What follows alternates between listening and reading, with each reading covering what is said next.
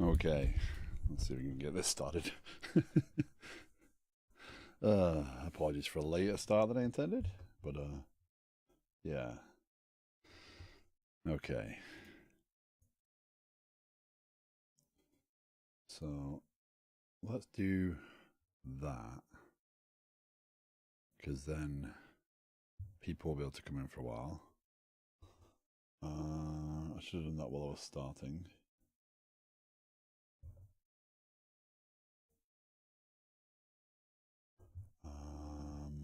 Let's make sure I do.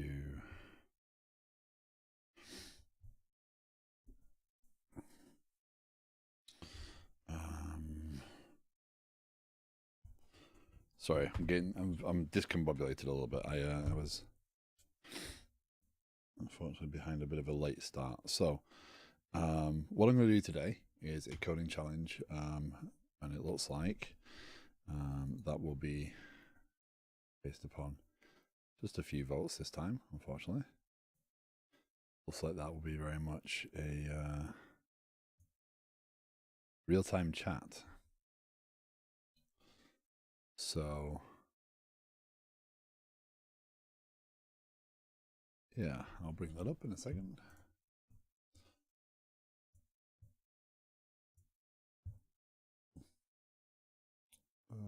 Real-time chat, client and server.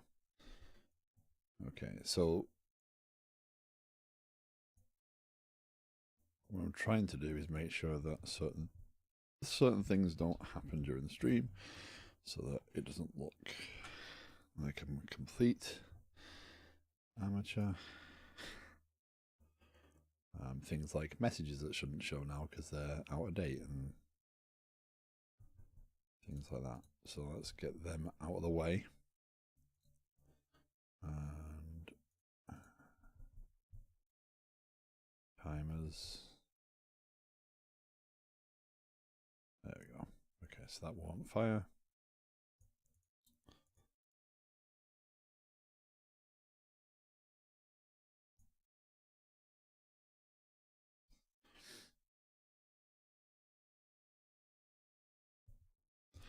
Amal, good morning. How's it going?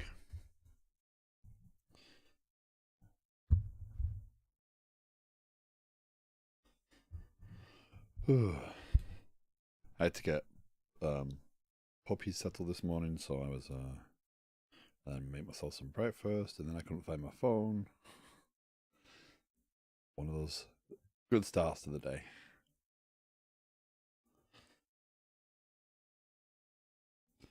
How's it going with you?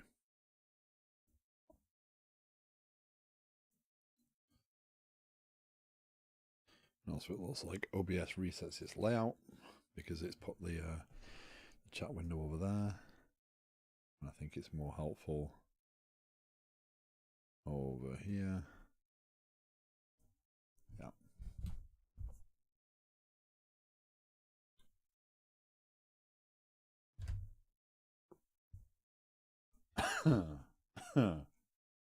Okay. Sorry. Okay. So, no, I don't want Discord up on the stream PC, on the game, on the dev PC. Let's talk about what I'm going to do today. So this is going to be a slightly longer stream.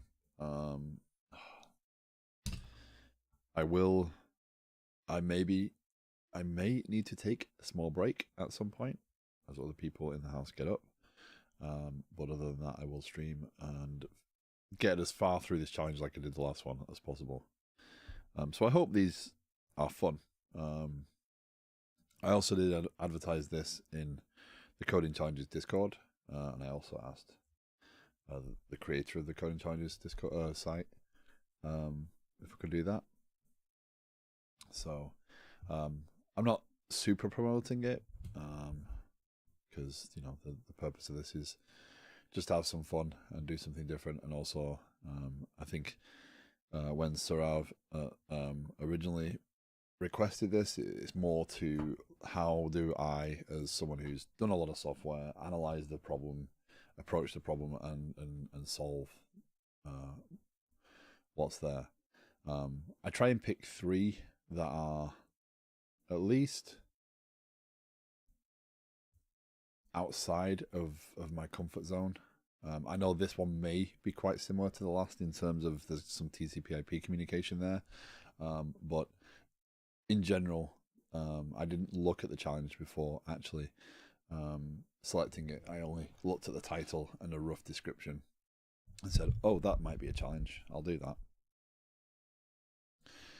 Purpose being that if I've looked at it beforehand, I can prepare, I can plan for this, and it will look slightly better than had I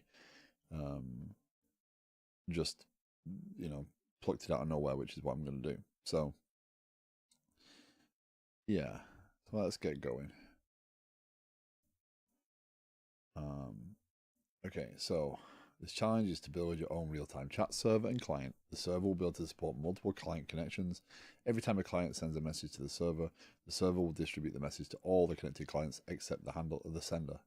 Before we dig into that, we're going to build what was largely become the hello world of network programming, an echo server. In this introductory step, you're going to set up your environment ready to begin developing and test your solution. I'll leave you to choose your target platform, set up your editor and programming language, blah, blah, blah. In this step, your goal is to build an echo server. An echo server listens for connections and then responds to every message sent on a connection with the same message. In other words, it echoes the message back to the client. Ping pong, sort of.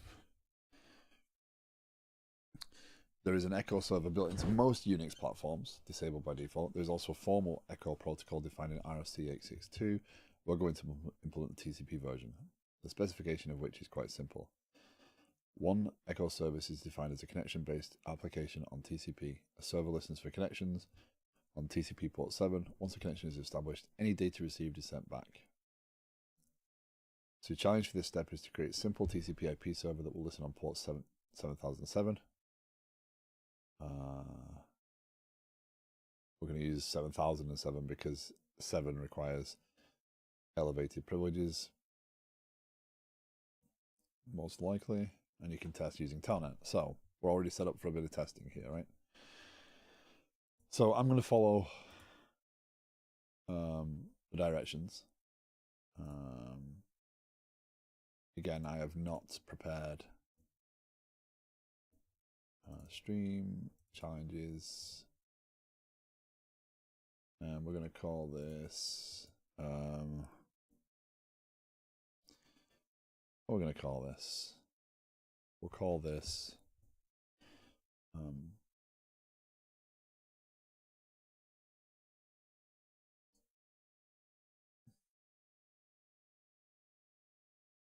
actually, we probably should align to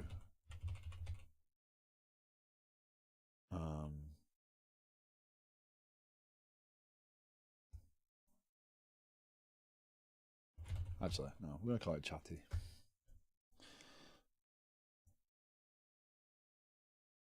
It doesn't matter what I align it to. So as always, I will make this code available. I will publish whatever comes out of this stream. So this will definitely be available to people post stream.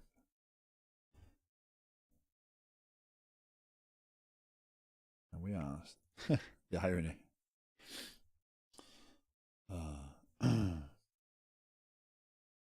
So we need a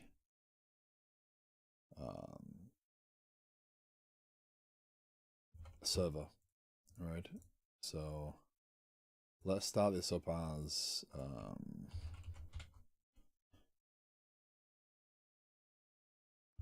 server. I assume we're going to come back over this afterwards and make the changes to respond and distribute. So yeah. Okay, so there's no real planning at this point, right? There's no prep because I'm just kind of following some directions. That's all I can do. And we're going to need to host a service.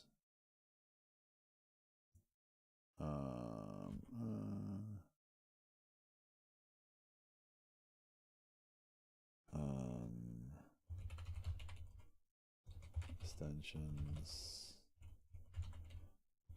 hosting.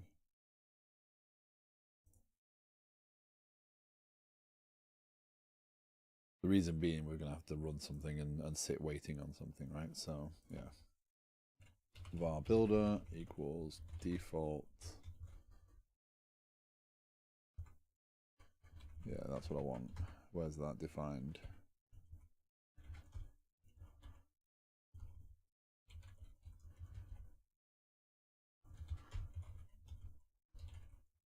Builder.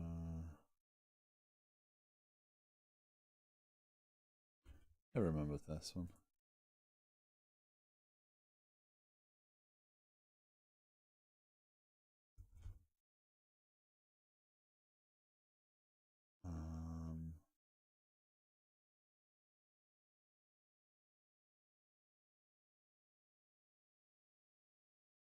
Actually, it doesn't matter. We just need to run in a loop, don't we? Yeah, okay. So we're going to need a TCP server equals new TCP listener. We will listen on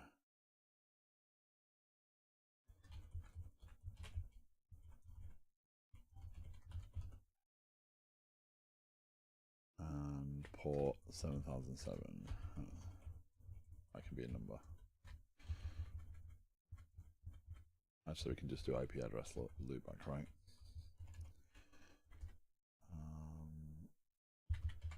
Bind 20. Server.start. Do.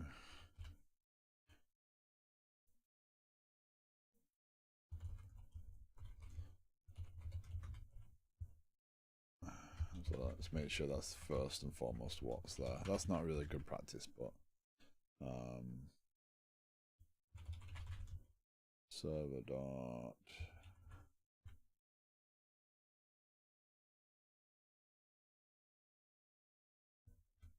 one of these requires accept TCP client. Is there an async version of that? Yes.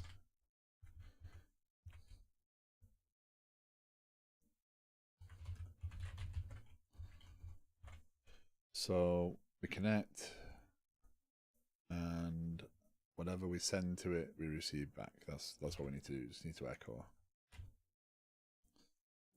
So var stream equals client dot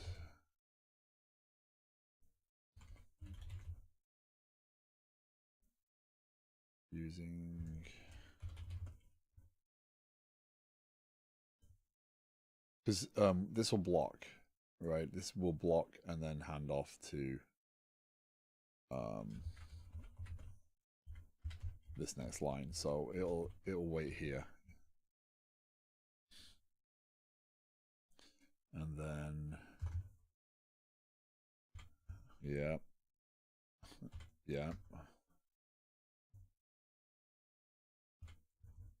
That's not totally right because that could this should really say okay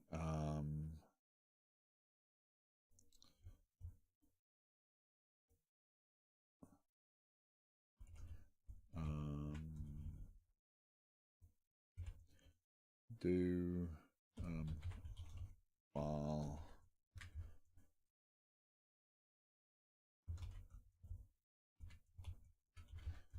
I'll do something like that.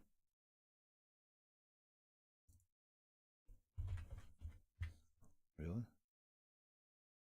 It returns an int.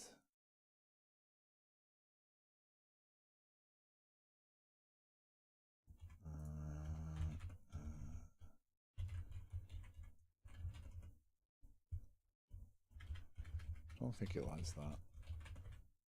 Yeah.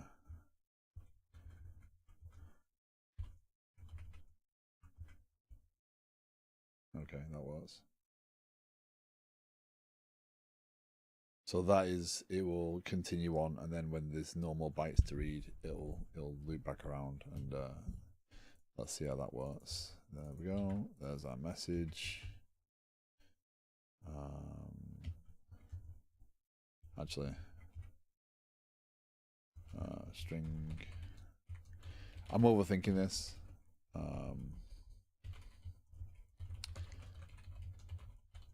Really, I just need to verify that it'll take one message, so everything's going to be in the size of that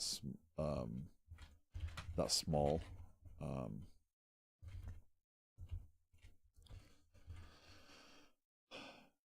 It's going to be within 1024 bytes, right? That's the purpose of this, right? The idea is that I send something and it echoes back, not that I need to take a large amount of text, and this will keep reading until the buffer's empty. So I'm over analyzing that part. It's just we did it before. So while I'm refreshing my memory on it, I might as well build this out, knowing that it's not going to hurt anything. But yeah. So console.writeLine received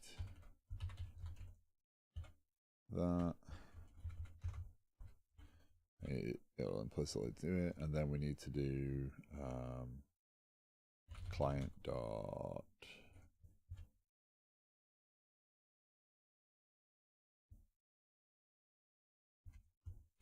stream dot write. Yeah, can we do it that way? Can we convert that to buffer? Input dot toString.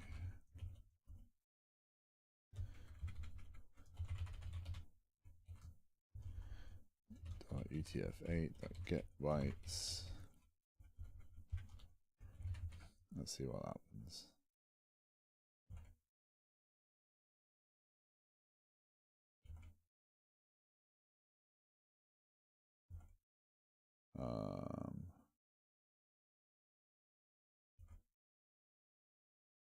Yeah, we don't need that on the server side because it's the client that matters. But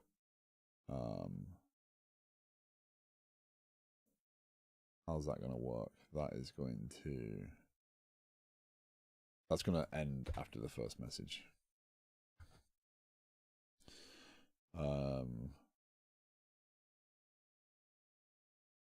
You'd think I'd learned last time what the software was called, wouldn't you?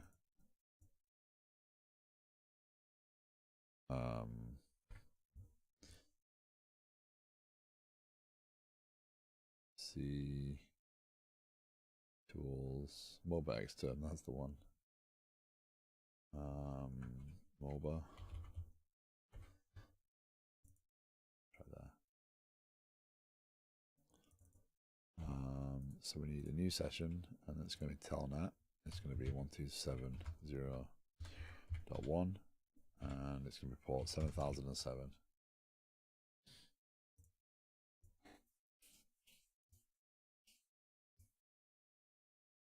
Session name is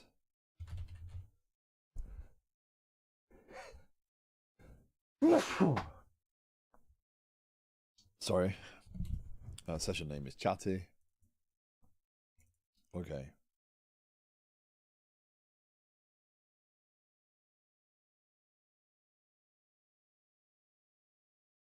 Oh, there you go. We are receiving stuff. Come on, where's my there you go. So we want to say hello world. I didn't have that to connect. Oh, the buffer didn't.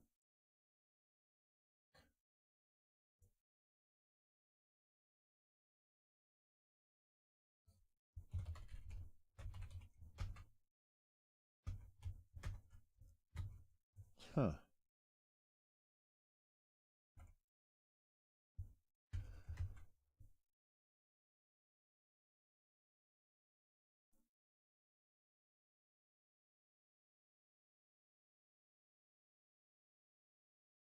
Let's verify. So we connect.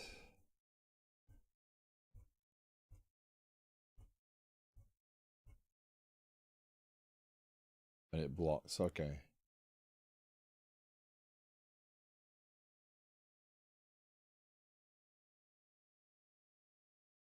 Because it's waiting for the next input. Okay.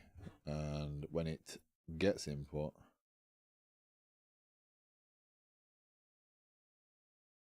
Yeah, this is what we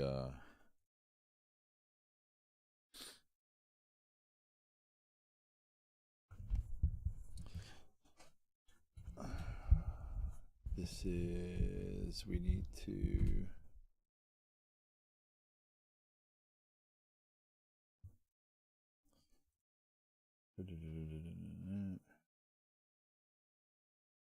buffer.length.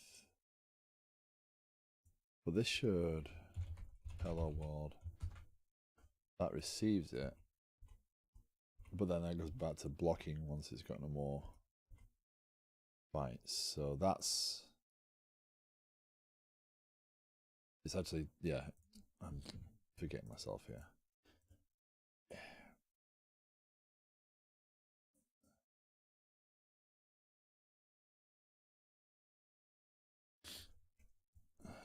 Basically, if bytes read is less than 1024, right, is the buffer, right, then we want to do this and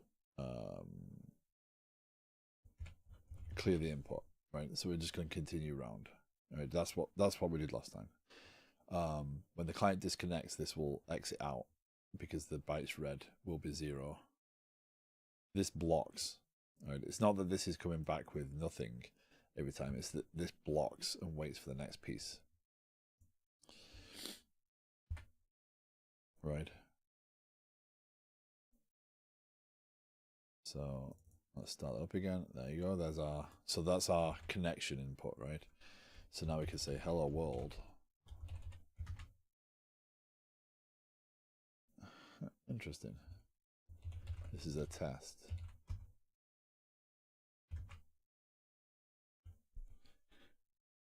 We get the control character after. I mean, we're getting it echoed back to us, right? But sending. So we are receiving sending and we are sending back sending, but then we also get the control character.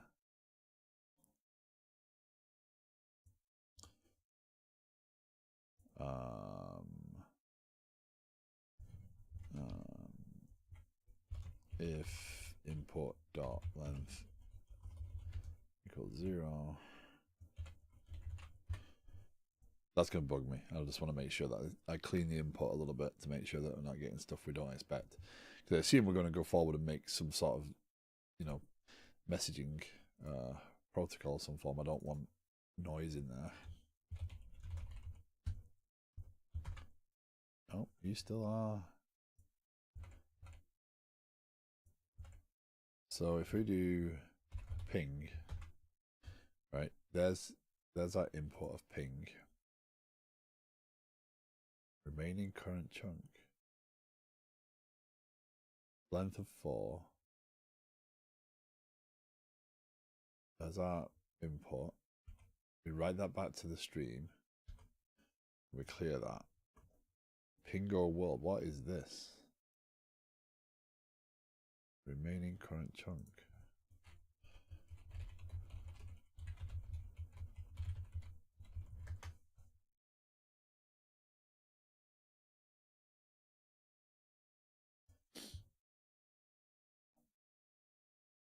Two-string, yeah, that's fine.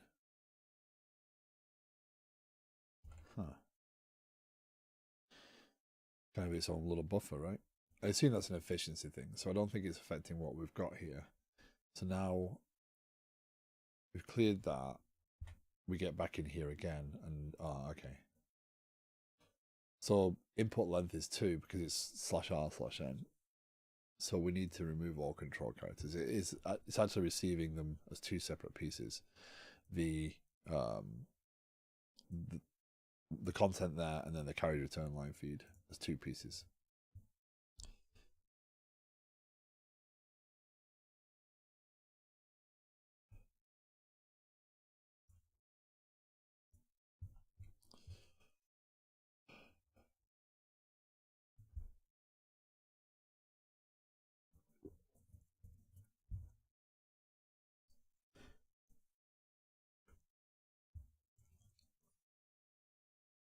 I seem to be having a bad day with my glasses.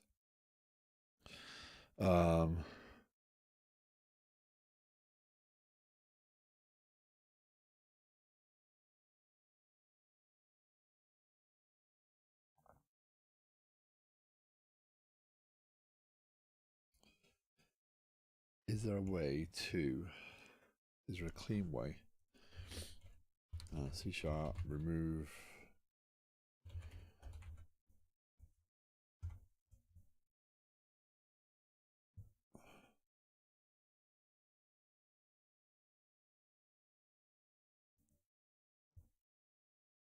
Trim end.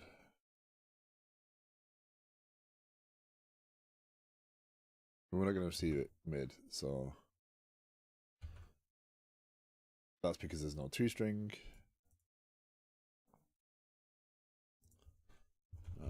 String content equals input.toString, so we won't keep calling that. Content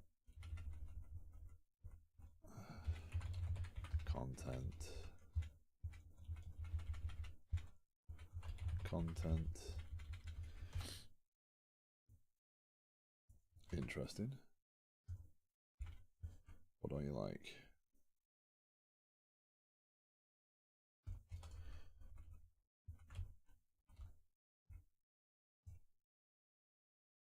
Okay, so now we shouldn't get the double, because if we continue on with that as is, right, with all the noise, then that's going to come back later on, right? So I want to have the input be the input.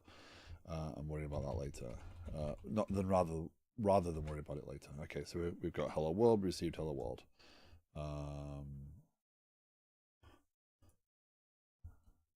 Testing. That's interesting.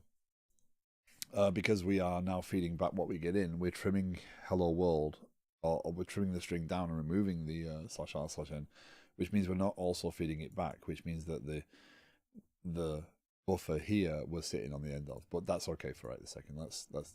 I think we can safely say we've made the ping pong work, right? Or rather the echo server.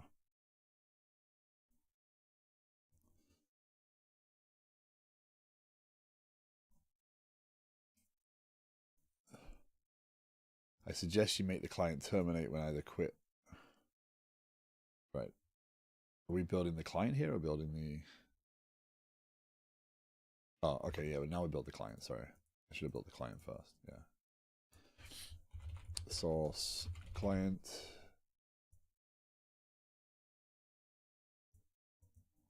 So now let's build this part of it. Raw TCP client. So this is the part we didn't do last time, right? Last time we did only the server, and we used Telnet to communicate with it. This time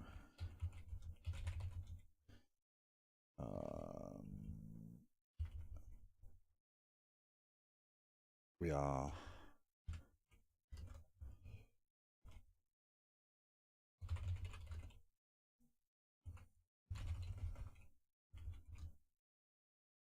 can we do it this way?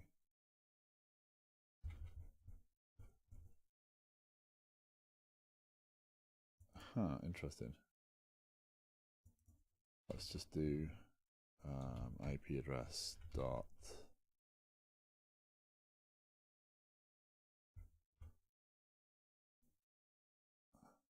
I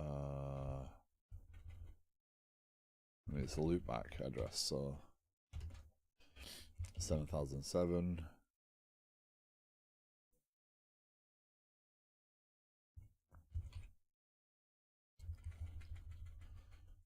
Okay, that's why.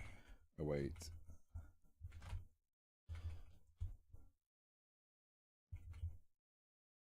Why don't you like that? Begin connect. You need something more, don't you? Right, so that's using.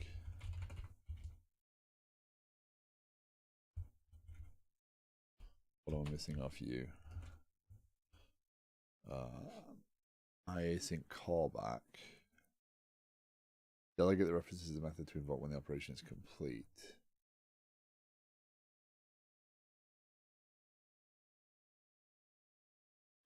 Oh yes, this, I remember this now.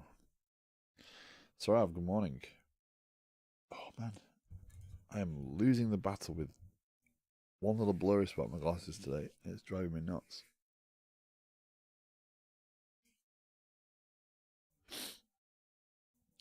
Hope you're well.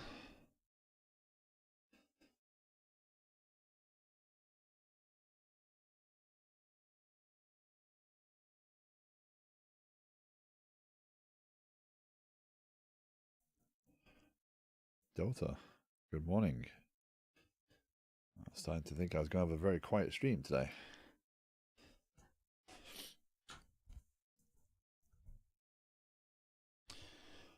Okay. So this needs a callback. And let me refresh.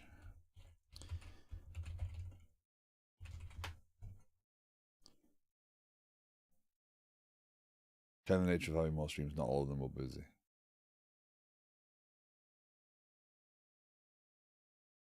Yeah. No, it was like very quiet. Like nobody quiet. Amal was the only person in YouTube. So that's unusual, even for me. Doing good, doing good.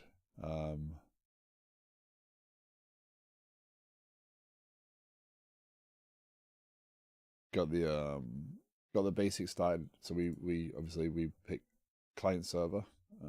So I'm getting those pieces in. I'm starting to build a client now. Just refreshing myself on these components.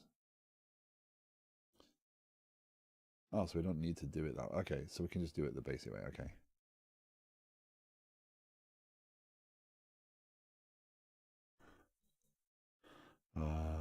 Can I mastering? Do more? Yeah. Yeah, I figured out some database stuff. Lost the argument of using an ORM entity framework. I looked at test containers and don't think it's needed / necessary.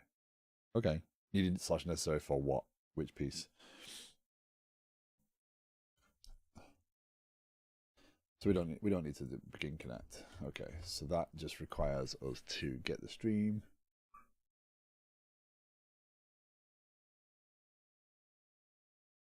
Gotcha.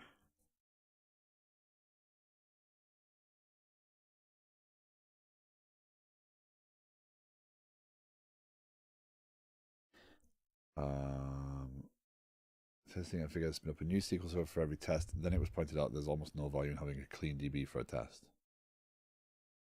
Huh? There's no value in having a clean DB for a test.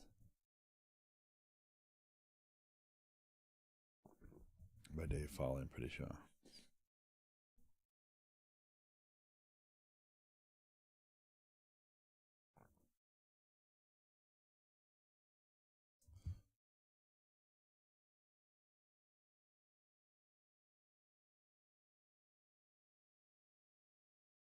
I mean, in what context? I mean,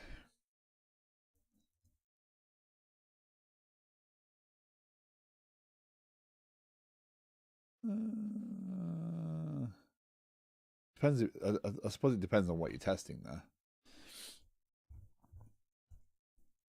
Okay, so this is actually connecting. Okay, this is connect. Establishes a TCP client connection. Client stream for reading and writing.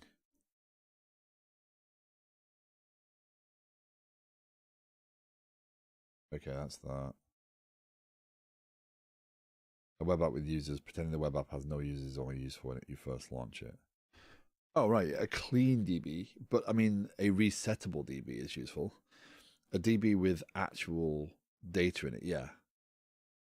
You want a set of data that is recreatable. So you don't want to necessarily just keep building on that because otherwise you're just going to end up with why reset the DB? So you're not moving the state, I suppose. Like if you're just testing that you can insert things, absolutely fine, right? It doesn't matter if there's data in there. But if you're testing scenarios or you're testing whatever, having a known good starting point is useful. For some reason, the dogs are being difficult.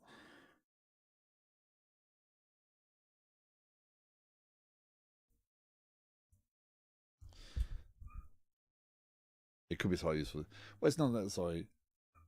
I mean, if you have a customer with data attached and orders, etc., and you know that running a billing cycle should produce billing, if you have that data moving around, then the output shifts based upon the input, right?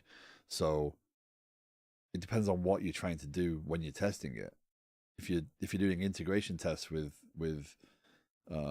running cycles, etc., then having a good starting point that you know the output should be, then you've got a measured output. If you're adding to that data all the time and shifting things around, you don't know if you're going to create it, because testing data oftentimes becomes messy, or you have a failure somewhere and that testing data remains. Your processes could fail and throw up potential invalid scenarios that aren't really invalid scenarios. So yeah, that's kind of why I would start with it. Not a clean database, but in a known starting point. Let's see if we can get this to just do this. So call it client, right? Yeah, I'm not sure the idea is good for implementation. Okay. While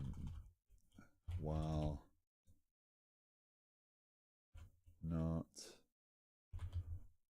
running, bool running equals true while running. Let's not be I think we can get that up there.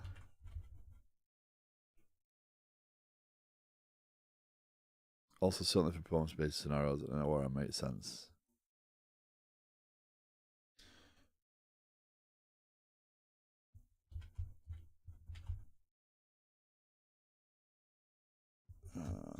Console.write, enter a message. Let's do it the way they did it. Console.readline.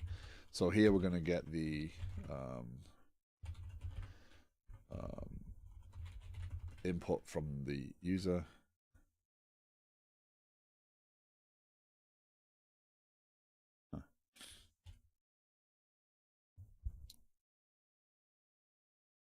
Okay.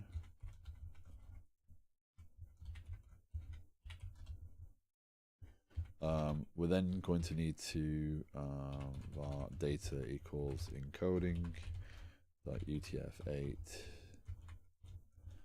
.get bytes input, right? So that's the data, and then yeah, that'll do.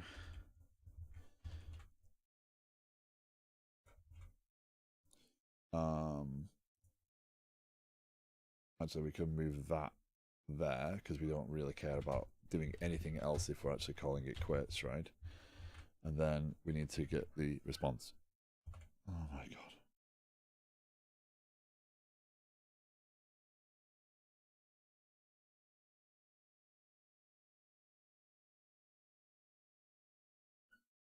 Okay, I have to take a quick break. Dogs, for some reason, are not settling today, so I'll be right back.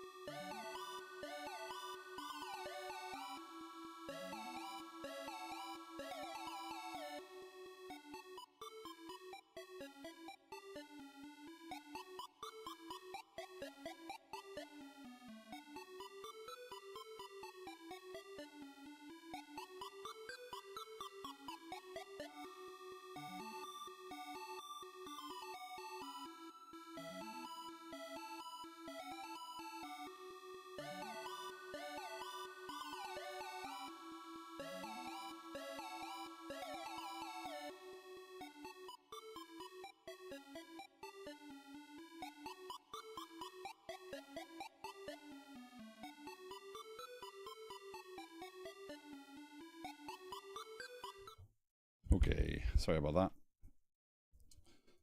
Hopefully.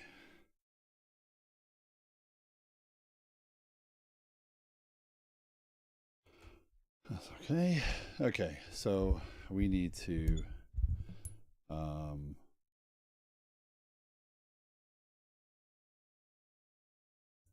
yeah. Okay, so this is going to read back the stream buffer. Right, that's what that's doing. So we read back what we've got, and then console.writeLine. I'm not going to mess around trying to write all this code right this second, because I'm sure that once I start refactoring. Yep, no worries, Dota. Thank you for the log. I appreciate it. I don't need the comments, however, because the comments just add a load of fluff. So this client is going to take string input. We're going to send it, and then we're going to read back what the server sends us. Right. So there is a downside to this, but we'll get there. Right. So let's start the. We now need to do a compound project so that we can start both. Or actually, we can use Writer introduced this multi-launch. And we can say after previous finished.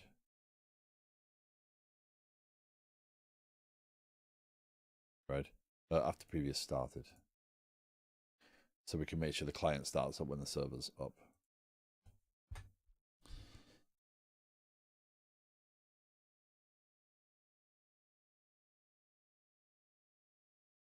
Operation is not allowed on non-connected sockets. Yeah, because I didn't connect, did I?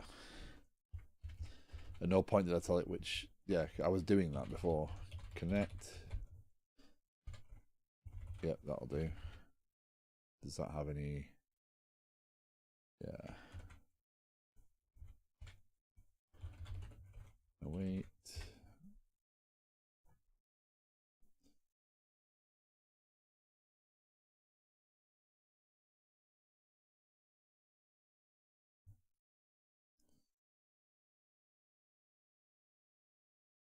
So I do like these challenges, and they are pushing me outside of what I would normally do, right?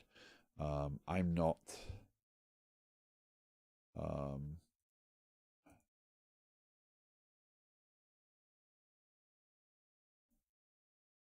normally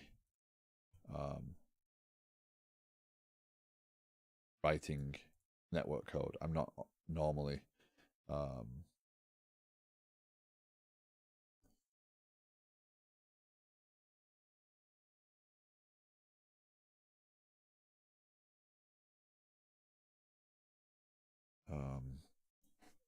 sorry.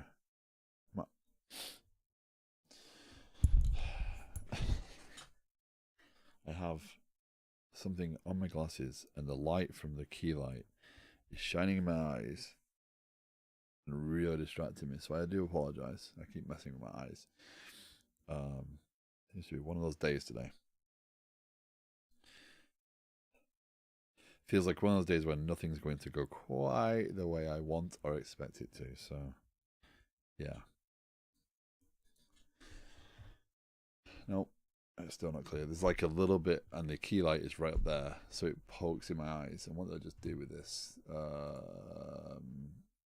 Where did I put that then? Hi, Thorolf. How you doing? I just completely moved my debug window out here, and there we go. Okay, so let's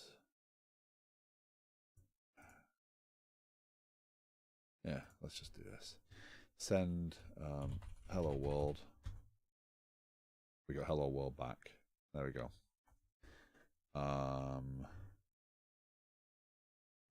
And just to prove we did. Received hello world. Right. Just to prove that we actually did those things. I'm doing good. Monday's been lovely. First I'm dealing with DLL hell, now I'm debugging a bug that only shows up in production.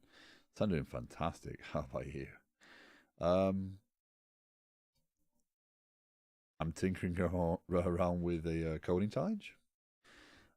So I would imagine I'm in a little better place than you are right this second, debugging only production bugs. Do you have an easily reproducible production system, or is it like an absolute nightmare? No, I ended up the one that was chosen was the TCP client server.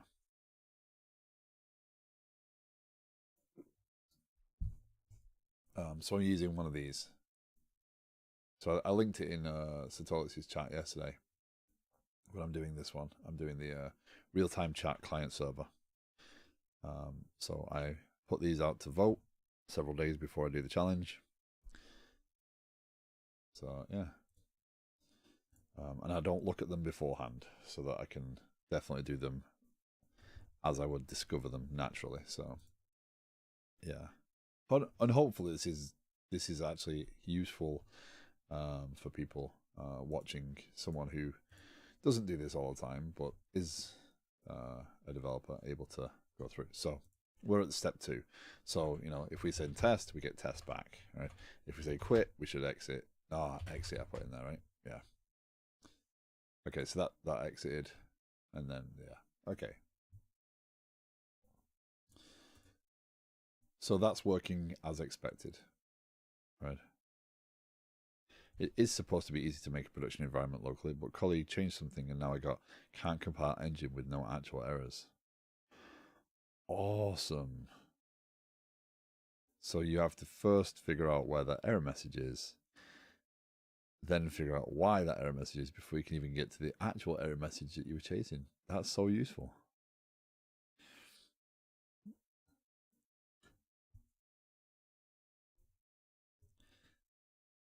I'm going to bet there's loads of comments around that area of the code as well.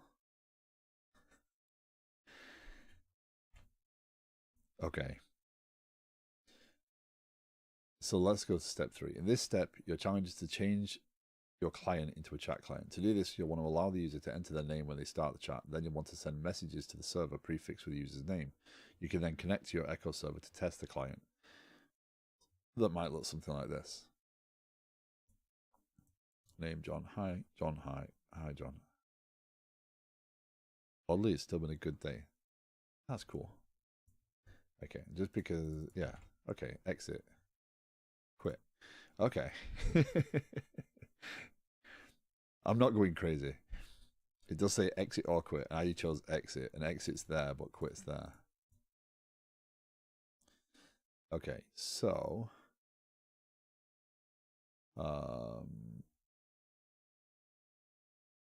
TCP, the built-in .NET library for TCP.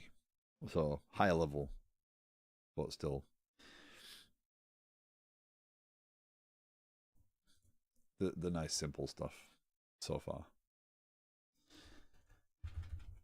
Okay, so console dot writeline enter your name. Right. String name equals console dot readline. What is it complaining about with this? Converting null literal or possible null value into a non-nullable type. Because I could enter something that isn't an actual value string, I can enter a null string. So if I do that, that should go away. If name is null, return, right? Exit out. But I'm going to ignore that advice right now because I know that I'm going to enter something. So I'm not writing that defensive code for no reason. Okay, so then we enter your name and then you send a message. Is this a server? What is it? The above chat client echoes out locally when the user entered and then echoes out any message received from the server. That's why you see John Hi twice. Don't forget to ensure that your client can wait for both user input and network message at the same time. If you don't know how to do that, look up select using either man or your programming language documentation. So what this is telling me is that right now this is kind of limited, right? Because it requires me to send something before I receive something. But I need to be able to receive things as well. Don't forget to ensure that your client can wait for. So this is telling me that at step 3, I need to make sure this is possible. This is hard because the Echo server doesn't support sending yet to me without me being the trigger. So that's going to be a little bit of a challenge. And the way I think that works is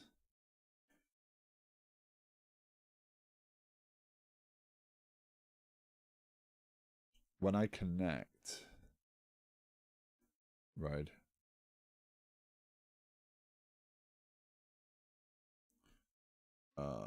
I need to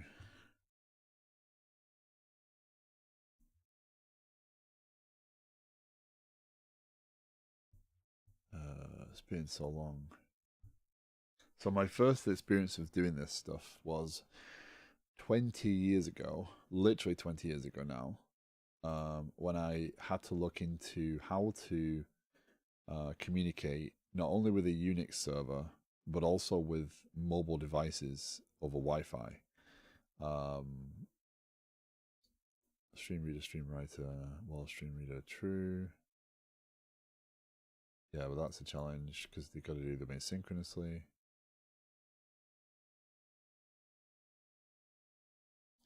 And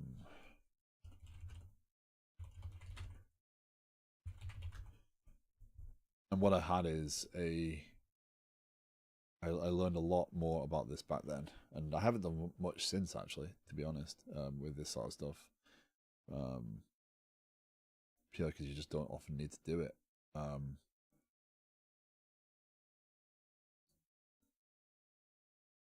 Yeah, I had to create like a messaging protocol and have this data pass backwards and forwards. So it was doing sending images over it. It was doing all sorts of stuff.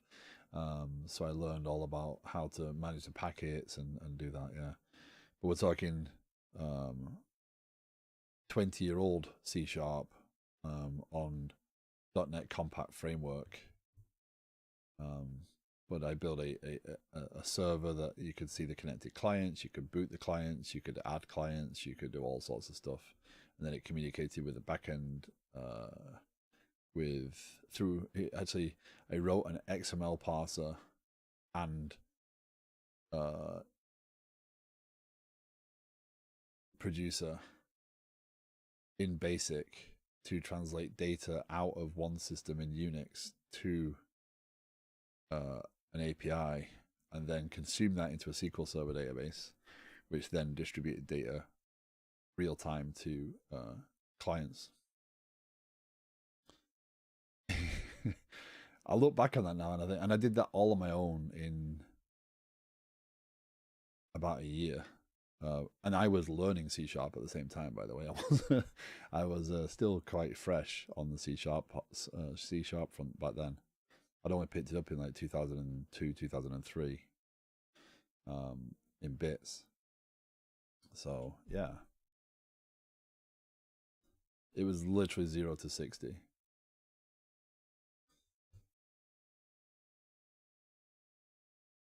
Okay.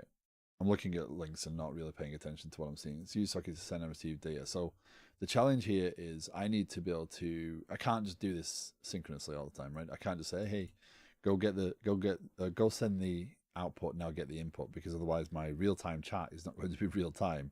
It's going to be blocked by the fact that I am waiting for me to send something before I receive things. So I need this receive to be asynchronous or right on its own thread, so I can get text in there. I believe it is with this. If memory serves, I'm looking at await client.begin.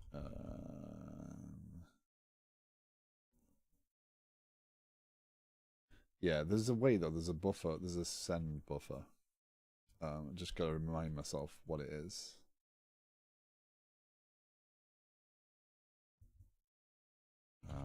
Is it on here? request callback.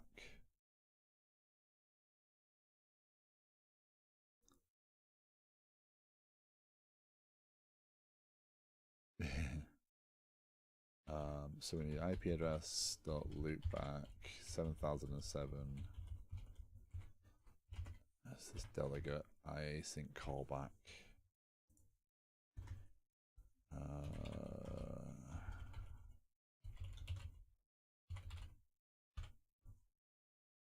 What is that? Delegate async result. Okay, so public public void read callback.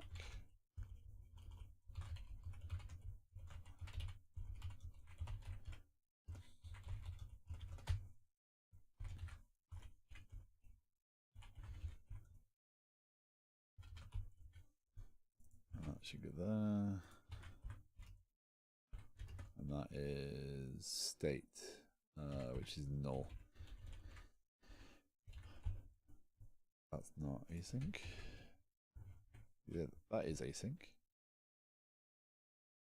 No, it's an async result. Yeah, this is messy. This is really cool. It's much easier to follow along to smaller projects like this. Yeah. I was actually watching. I think I mentioned it yesterday. I was watching a streamer on Saturday night, and he was doing Rust and doing a blackjack game, and I got really involved. He was a .NET developer doing Rust, so he's learning his way through Rust, and it was really fascinating. It was really kind of a relaxed, like, chat, and just nice following along with something that's relatively simple, but actually once you start to get into it, is way more complicated. And it started to get my wheels turning on. Oh, that might be kind of fun to do once in a while with things like that, where, you know, pick up a project and do unit testing or do something like that, so it's more exploratory and people can follow along. Because when I'm working on larger projects, I get that it's not easy to jump into, and it's certainly not easy if I'm deep in the bowels of messaging. Yeah. But I mean, that is why I kind of try to promote the whole just ask questions and don't worry about derailing. I don't care if there's any actual genuine questions about writing that sort of software. But yeah, I get it, it's hard. So using Begin Connect is a whole different pattern, if memory serves.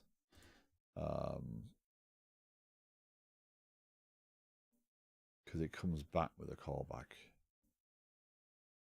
TCP listener. Listener start, listener accept client.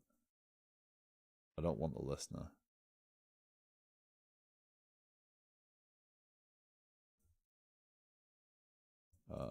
TCP client reading and writing. Yeah, Begin Connect. This is the stuff I had to use when I originally did it.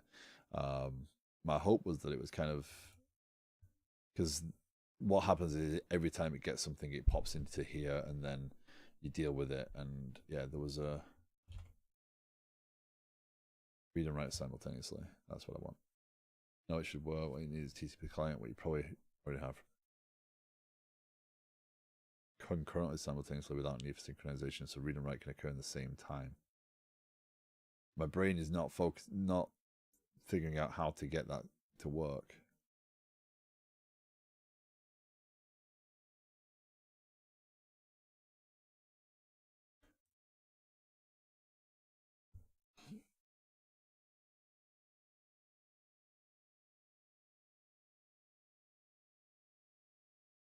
I mean, I can start up a listening thread for certain.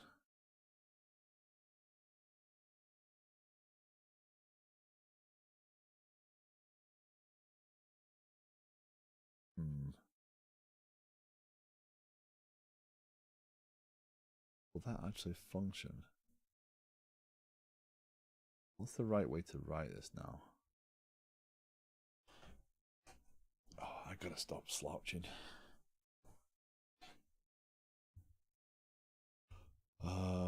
TCP client, how to read, write simultaneously.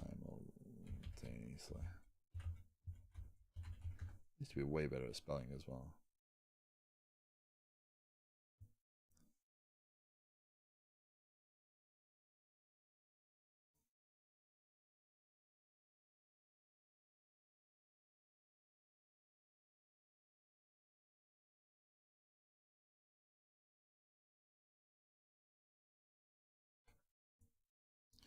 String format. Yeah, that's not really helpful. Nope, that's not that.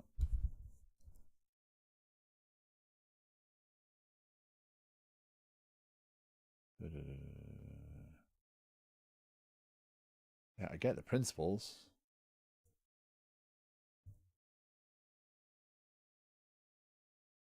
Nope.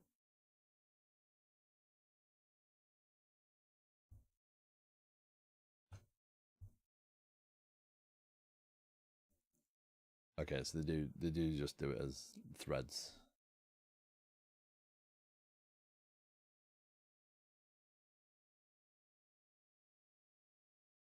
So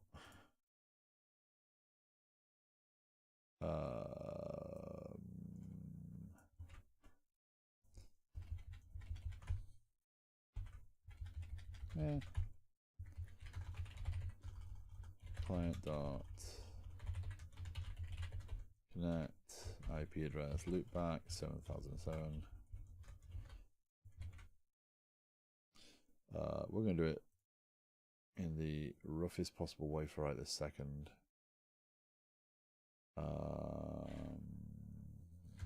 Task input equal input worker equals task dot factory dot start new. So let the TPL deal with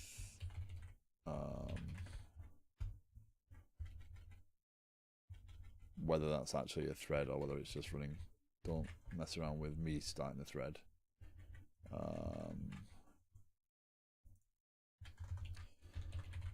Start. That should run that. That shouldn't block. Again, the challenge. So the only test I have here right now is that when I send a message, I get a message back, right? Because that still says that this part is working, and I just messed that up. I don't need starting again because I'm starting a new one, right? I'm only getting that so that I can do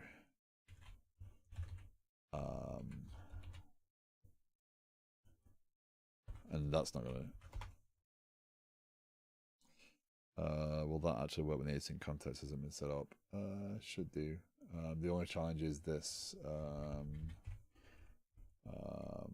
while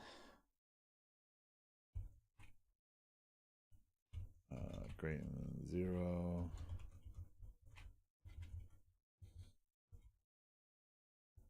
That's going to be the messier one. We just need to put this into a loop that I need to make sure that it's going to. Wow. That's from a Microsoft example, and that says int32. Really? Int bytes red. Let's be clear about what we're actually saying, because that makes a very big difference in what we're actually reading, right?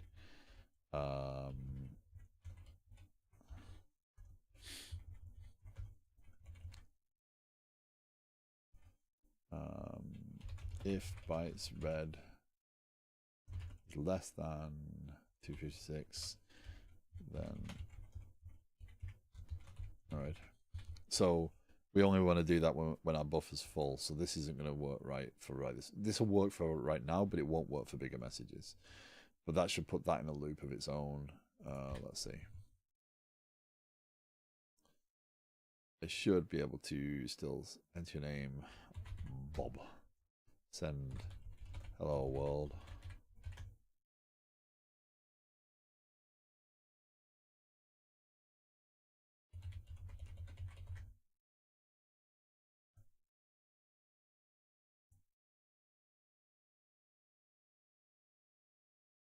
I'm not receiving it. Okay, so that's not actually doing what I expected to do. Stream. Yeah, I'm gonna have to pass that stream in, you're right. But no, the stream's there. It's writing to it, so the stream's valid. I need that in here.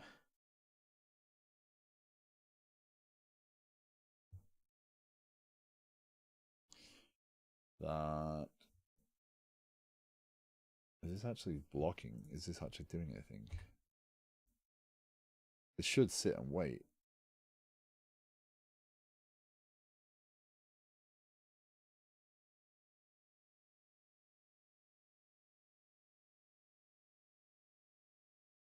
That's not doing. Oh no, hold on. Bob. Okay. That should block. I should be able to still send hello world. Okay, we did get a response there. We got hello world back. Okay, it is working. All right. Yeah, it's working fine. It's because I immediately go to send and I'm putting it in to send.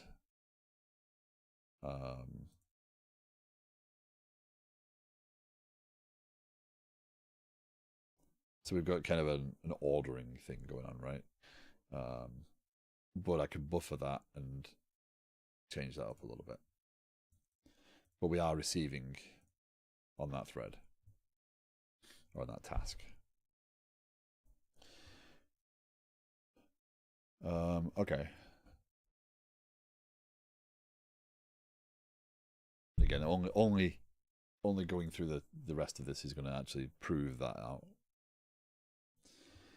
Step 4. In this step, your goal is to build the chat server. Your server should allow multiple users to connect and, you guessed it, chat. To do that, your server will need to either be multi-threaded or use an async framework. Okay, so this is similar to what we did last time, right? Right now, when I start this up, I accept a client, and then that client is here, right? So let's create a class chat client, right? And this takes a, what does this take? This is a TCP client. So TCP client, right? Public void task listen cancellation token. And then what we're going to do is move everything out here, right, into here,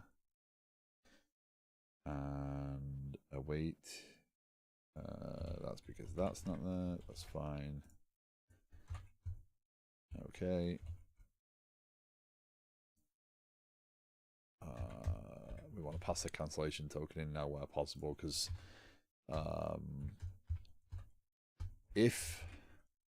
so what we're going to do is we're actually going to have to put something up here that allows us to terminate eventually, and then pass that cancellation token down. So cancellation token source CTS equals new. So then what we're going to do is when we get the client back, we're going to say so let's be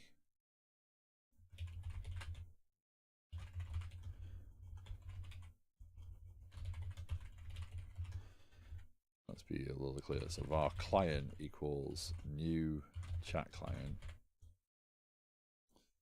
accepted client connection, right? And then client.listen and CTS dot token.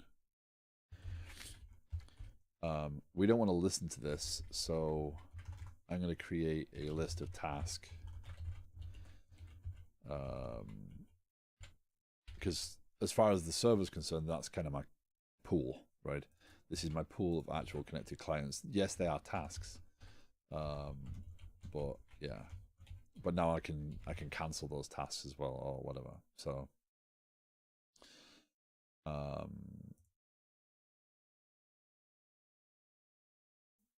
that may or may not be the cleanest way, but we'll learn there, right? But this allows this to keep going now. So this will wait for the next connection and the next connection, next connection. So now I can connect multiple clients. Each one that will then start listening. All right, so let's make sure we are passing in our client, we are actually passing the name, right? So this should be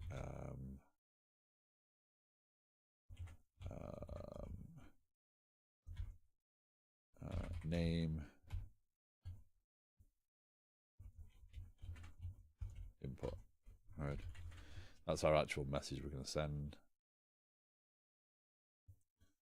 And so this should still function if I did it right. If I did it wrong, we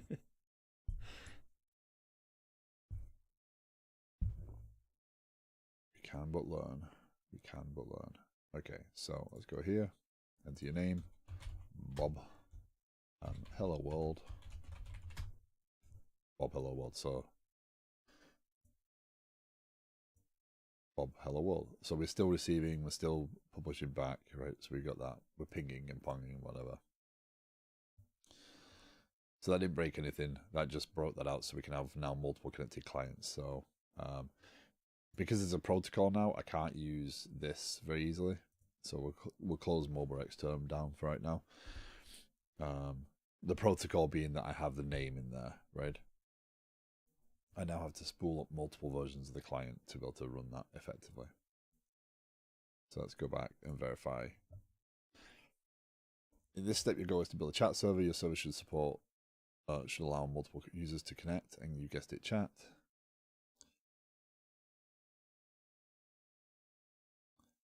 Hi Hawks, how you doing? I will seal Clang. Welcome. To do that, your server will need to either be multi-threaded. When the server receives a message from one client, it will still need to broadcast the message back to all the clients. So this is the part we're working on, right? Step 4, which is the end of the challenge, essentially. But not the end of our challenge.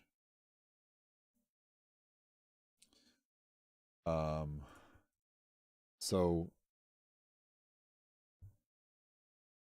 I said that this is our list of clients, but maybe it's not good enough. Well, it's not good enough because we actually need to know.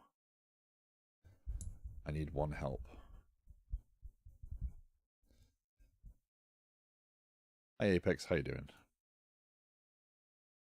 Good morning.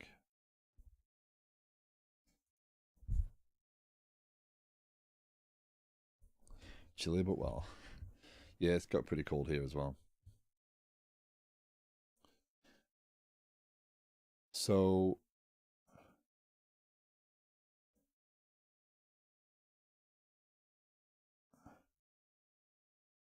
how to rat file bug setting.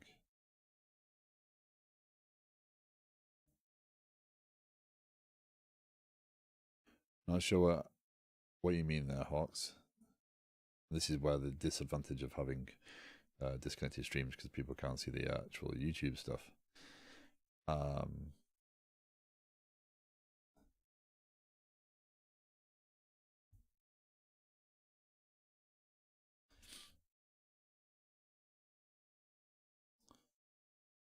So, green screen. No, actually, I do have a green screen. I don't have enough space behind me to set it up. I use a product called ChromaCam, which does a pretty good job, although you can still see the flickering above my head, right? It does a pretty good job of being almost like the NVIDIA's tools.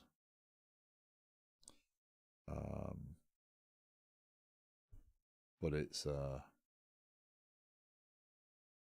every now and then it turns on, because I decided not to do it because of the flickering, which it doesn't look like it's doing a terrible job of right now. I can see a little flickering above my head. But yeah, every now and then it starts up. It's like, yeah, you don't want a background today, and I didn't realize it before I started the stream. So I can actually, I should. Backgrounds. Show background. There we go. It should be blurred. How blurry is that? That's not even blurry, is it? It's not blurring my background out at all. It just shows the mess that is my room. Yeah. Those are my games, by the way, behind me that you can see. Or some of.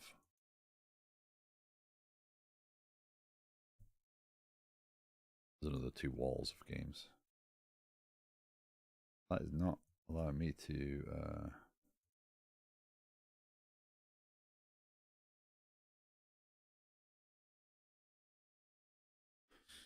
Of course, I'm using the stream as a live preview, which is not helping me at all.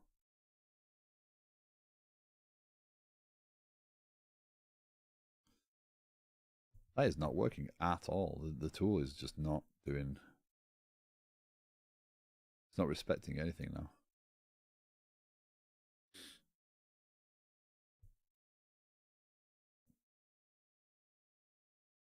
I got distracted by a colleague.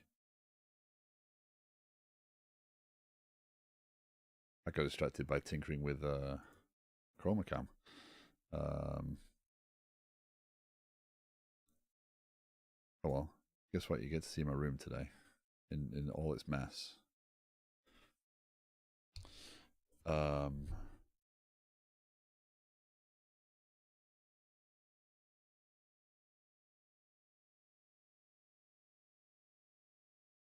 I got distracted by a colleague, but I was about to make a suggestion. If I remember right, you could wrap the network stream in a stream reader, which would allow you to do something line, which is great for New Line Delimited.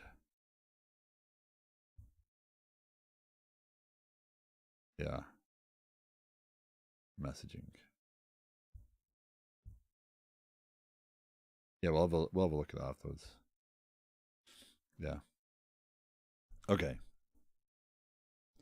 So, no flickering, which is good, but you get to see my my game's mess behind me. I've got a set of boxes over here that need to be sorted through, and they have consoles and stuff in them. Yeah, my 2 settled down eventually. They got a little restless earlier.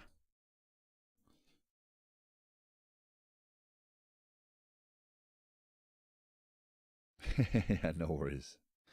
I appreciate it. I appreciate the input. Okay, so what I was about to go into is, okay, so now we have the need for clients to be able to send messages and other clients to receive the message, but not the client that sent the message, right? So broadcast, because obviously the client that sent the message is going to see it on the screen.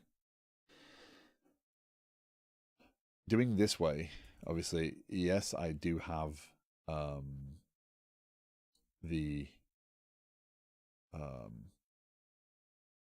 the list of tasks, but I do not have the list of the chat clients, right? So how can I do this? If a chat client has, let's say, so we don't need to write back to that client now. That's part of the point, right? We need to now broadcast. Right? We don't know about all the server. We don't know about all the clients. So when we start our chat client, we're going to need our server, right? So public class chat server, and this is going to be CTOR. No. This is going to be IP address int port. We're going to do it this way. Public async task start, and then we're going to move all this code into here for now, right? And then we're going to do var server equals new chat server, IP address .any and 7007. That's when you start a server, that's the address it binds to. So if you have multiple network cards, it will get any of them. And then that's port. we probably want to feed that in. So we probably still want this outside. And then await server dot start cts dot token.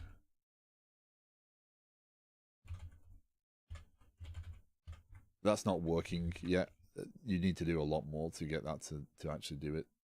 We need to, when we exit the server, so we're gonna have to, you know, block, and then if we hit a key or something, then toggle that token as being the cancellation requested. So right now that's kind of a just a token for the sake of it being a token. Wait, that just works. I'm really behind on my C# and async. Yeah, I mean, ultimately, what I need to do here is say cts dot cancel, right? And that would trigger the cancellation requested, and that would, yeah. But obviously, I've got an ordering thing here because I'm gonna block here. Realistically, I don't want to block there. I want to go on and wait for a key press or something, and then do cts token dot cancel, etc., and do it that way. So the cancellation token breaks everything else. But once you start that, it's kind of messy. Okay, so here, private list of chat client clients. So a chat client is going to need to receive more than the. We're going to put the server in there for right this second, right? And we're going to call server broadcast. But we're going to have to send ourselves, so we don't send to us, right? Let's do public async task broadcast chat client sender string message, and then we need to chat client this, and then cancellation token. That's not quite what we need to do though. We need to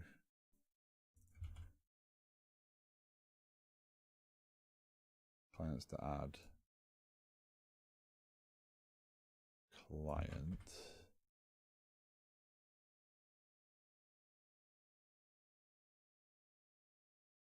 That goes away because that's been redeclared. Client.listen.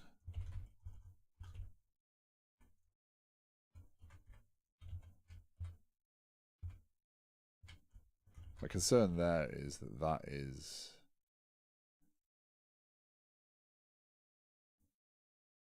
is now just going to go on drift off, right? So that's not a great design, because that will run as long as this is running. This will still be valid. It just doesn't feel that is a solid design, because obviously this cancellation token now in here, I can say, well, cancellation token's there, so the read async will cancel and it will come out of there. But we do want to wait till we broadcast to everyone before we continue trying to get more input from this client.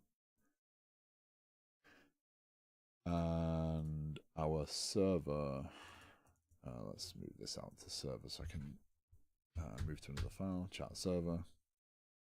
But I don't want that necessarily to just sit there doing nothing. What don't you like here? Function never returns. Well, not cancellation token is cancellation requested. So it starts to clean up this. It gives us a way of getting out of this. You don't want while true as an actual loop in your code. We never update it. Yeah.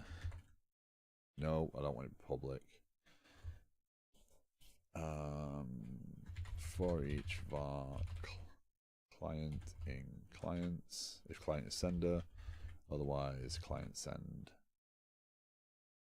Right, so here we have a challenge that we have the stream there, and that would be what we'd send to.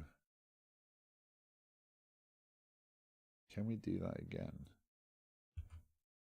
Will it let me get multiple concurrent streams against a single client? Public async task, send string message. Again, if you're watching the stream and you're new, Hawks, I don't know if you actually did have something to say. I'm not quite sure what you were asking before.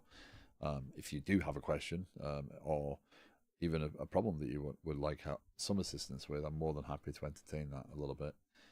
But if you're watching the stream and you're wondering what I'm doing, I am working on a coding challenge that was viewer selected. I ran a poll and I had a day off work, so these fit on days that I can stream longer, guaranteed.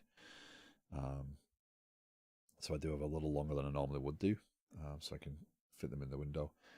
Today I'm working on the client server chat, real-time chat. And yeah, the code of this I will publish all this code to GitHub, by the way. It will be published to my GitHub, so you can review it after the fact and change it. Right. The goal of doing the coding challenges is not just that I do the coding challenges. It's that, hey, maybe you want to do the coding challenge and ask questions. Maybe you want to do that and get feedback on your design. Right? Huh? Did YouTube go away?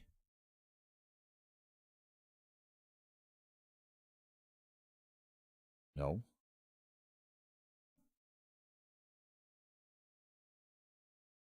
Stream's up and running, right?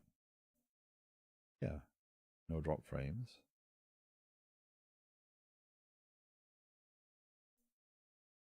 I just got a notification that the chat for YouTube went away. Oh, there you go.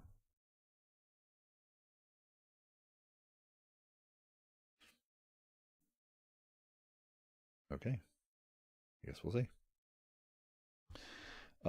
So yeah, if you want to ask any questions or you have any thoughts or opinions on what I'm doing, please feel free. I'm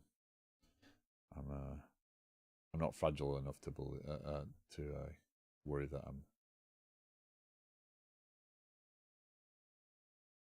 to take any feedback wrongly, is what I mean. Let's do this. I don't think this is what I really want to do. Right.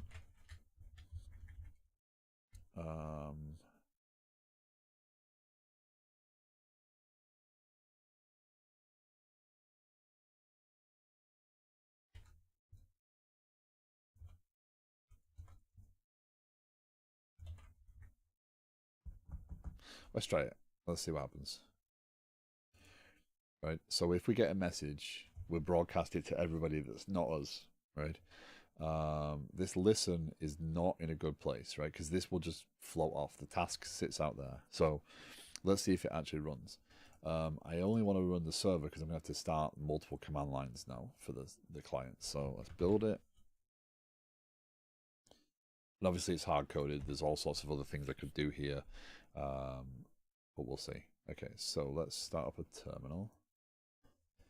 cdd dev stream cd challenges, chatty, cd source client bin debug ls net8 ls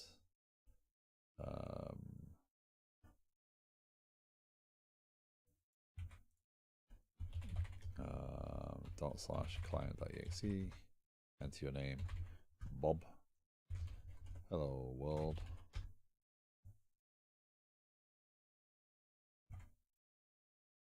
Oh, because we're now not echoing it on the server, we don't care. So we now need to have our other client connected. cd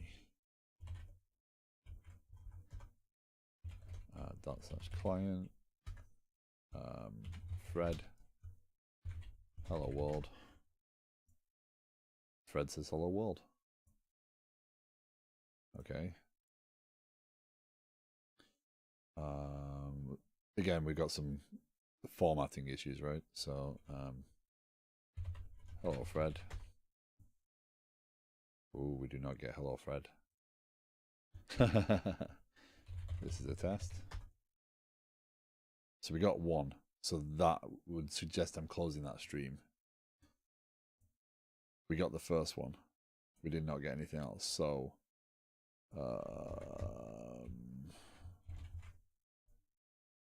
let's make sure. Still don't like. I'm gonna keep a private list task. Tasks.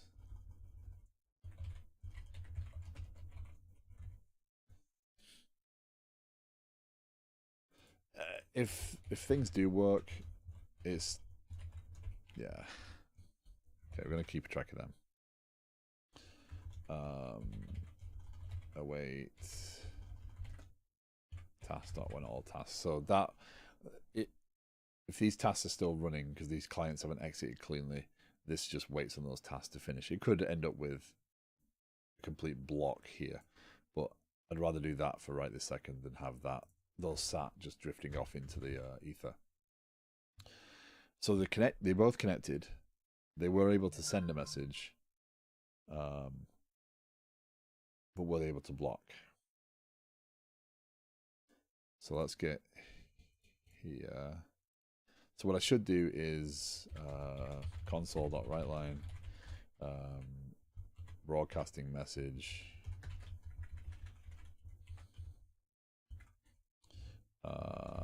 message.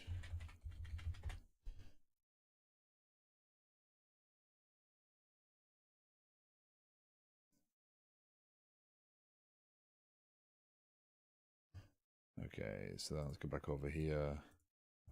Oh, that's interesting. Client and client. We'll call this one Fred again. We'll call this one Bob.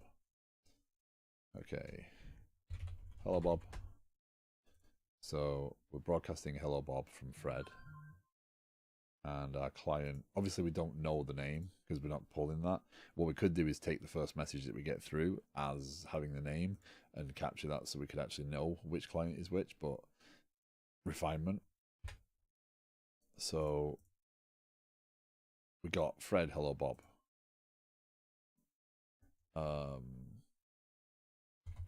Hello, Fred. Now we didn't get a connection. Okay, so we've lost our connection is the problem there. Oh. Fred sent a blank message.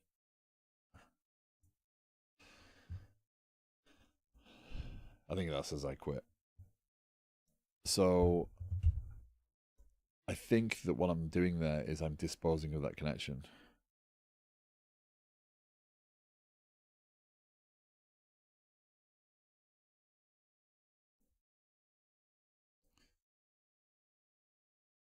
Hi, Nishay. How you doing?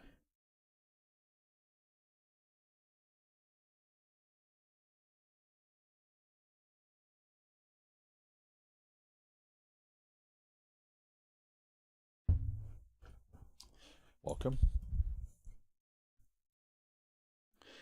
Doing good, doing good. Getting some code done. Working on the coding challenge. This is a viewer selected challenge based upon a vote, and I'm seeing how far I can get to it in the time of the stream. So I'm having fun. Networking comes with some extra challenges that you don't normally get to deal with. So I think what's happening here is when the client sends the message, but when I actually call send on each client, I think I'm closing this stream, and that stream then disconnects my client, right? Because this is my listening as well as my reading and writing. So I don't want to dispose of that. But hold on, in the client program, we have Yeah, because in the client program, we're listening to it all the time, and we're sending on it all the time, right? So we never actually close that stream.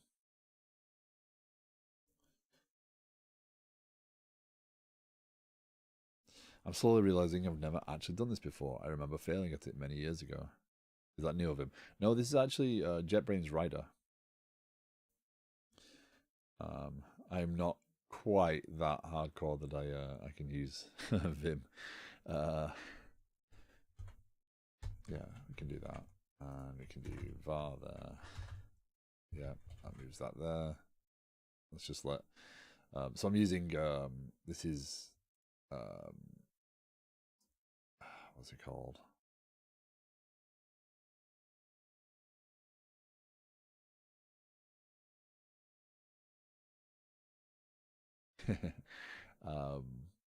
SoloLint to do that. Give me suggestions there. Bit of cleanup doesn't hurt. Good way to think.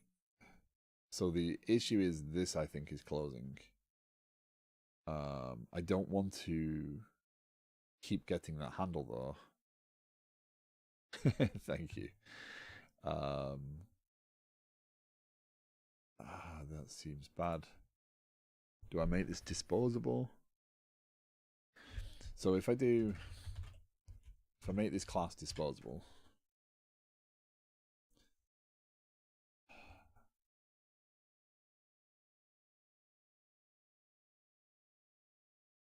yeah, I know using will dispose of it. I'm just thinking about the implications of when disposing it happens, right? So if I do private stream,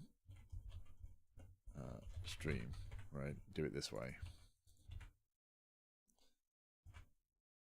So when I listen, I set that variable, and then here I just do stream dot write async, right? Here stream dot dispose. That makes this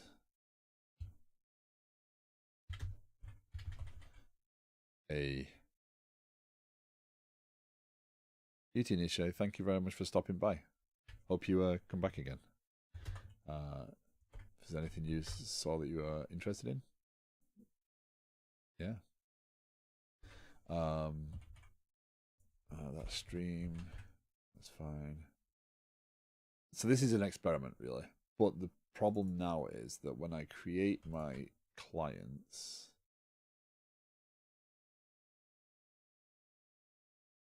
these are now disposable.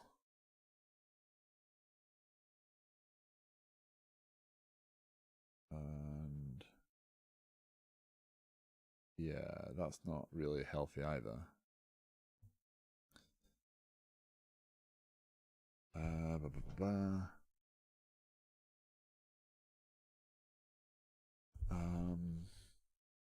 It doesn't matter. It doesn't matter for the sake of this. What I need to do is figure out how to clean this up properly, right? Because whenever you're using resources like this, especially network resources or things like that, you really do need to make sure you're closing things down properly, because this is how you end up with a program that sits there and you're like, this socket's already in use. And you're like, no, it isn't. Yes, it is, because you left it open and the system hasn't released it. So you're at the mercy of when .NET decides, yep, that is absolutely done. So the garbage collector will eventually call dispose. If I don't explicitly do it, it will go through generations. It's not a good practice to not call dispose. So that's what I was thinking about there, is when do I call dispose in this world, right? Really, I need a shutdown that loops through and disposes of my clients. And that's what I'm saying, right? Because that's where you end up with a socket that's sat out there. It's like, yeah, the socket's in use. You can't have it, right? Let's see.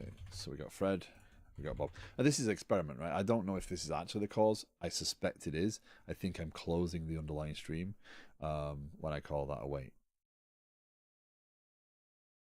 Yeah. So, hello, Fred. Hello, Bob. Yeah. Do you have a minute? No. Oh, there we go. Yeah, I had the exact issue with closing the network stream too early. So we do have real-time chat, right? We're not seeing Bob's messages appear on Bob's screen. We're not seeing Fred's messages appear on Fred's screen. But we do have a real-time chat there.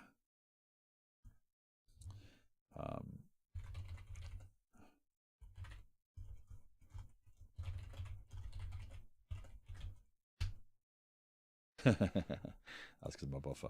But you can see the messages are going back and forth. Now here's the challenge. If I close that one and I close that one, right, I get terminations, which is interesting. I could potentially shut them down there if they're actual shutdowns. So that might be interesting to know. Now, does it start up again cleanly, and do I get connections again?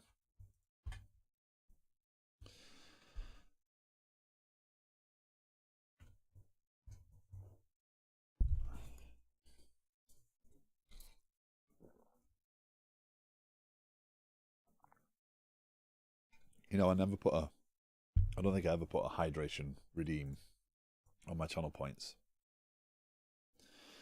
But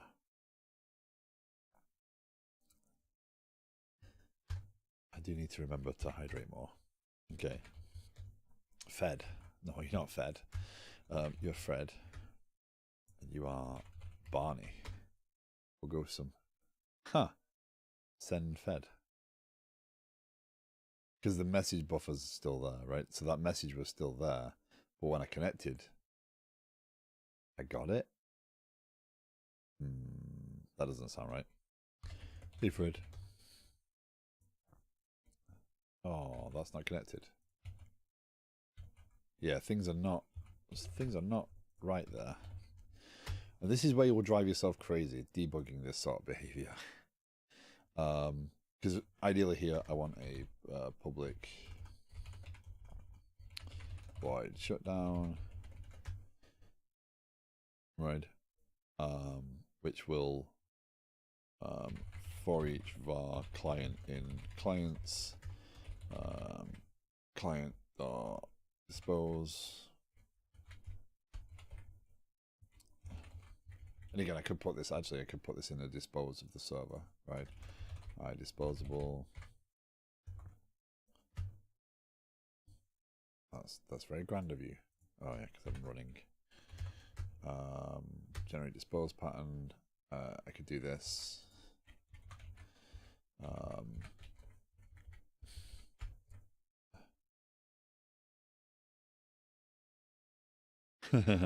What does it think you've said there? So if we do using, so we just don't need that there. Using that.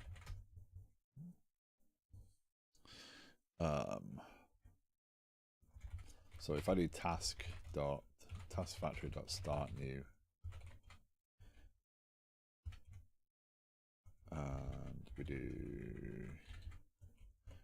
that, and we do cts.token. That means we can await that one. Async. Await that. And then we can do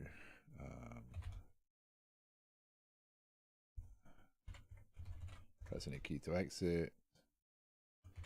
Also a rekey, CTS cancel. That will cancel everything down, right? What do you? It's like, no, I think you should do it this way. No, I think you should do it this way. This is two different tools fighting with each other.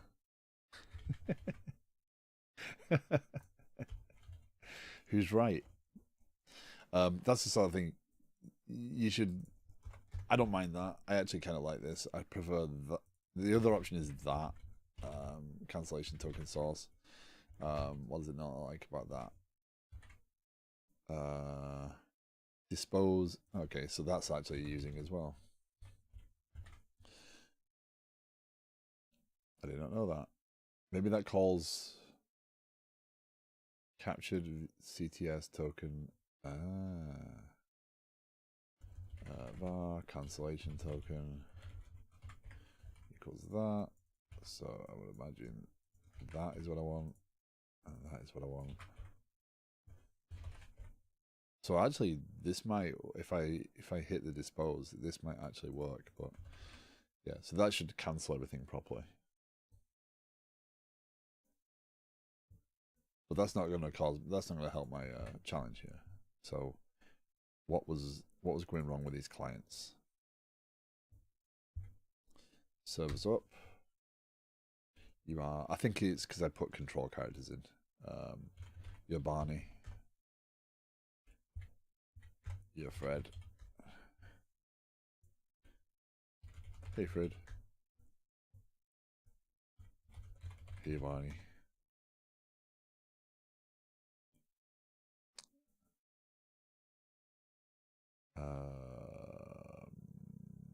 Let's clean that up. So the challenge there is when we are receiving content, console.writeLine, we need to break out and put it on a new line. And yeah, that works.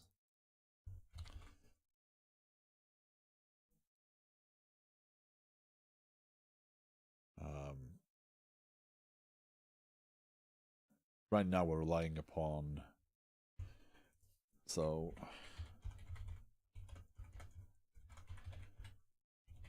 we get that network stream. That's probably not helpful either because we weren't disposing of that. Awesome.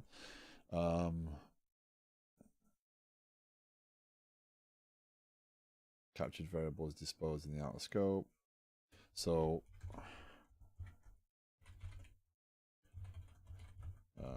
write stream.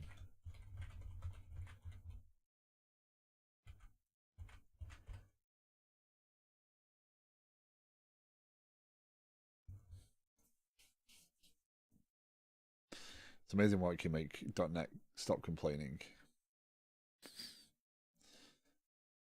So the fact that I've done that just hides the fact from this that is actually disposed because I've got another reference to it, and it's fine with that one. There's actually some patterns that suggest you do that as well. You don't just directly pass them in, especially with using stuff. And they're not coming to mind right now, but I know I've definitely seen advice that says to do this, especially if you're going through loops, etc., to capture a variable outside of it, because it actually does deal with it differently. But I can't say for certain what that is. Let's see if that is counter. It is very counterintuitive. I don't like doing that to get rid of a warning, because that's what someone might do, right? But what does this mean, right? It just creates a temporary var that this is access. This can use.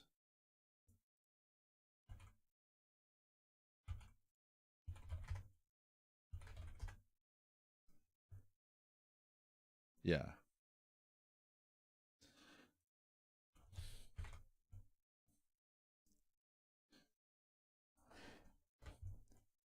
Think of how quick you could develop software if you use C#.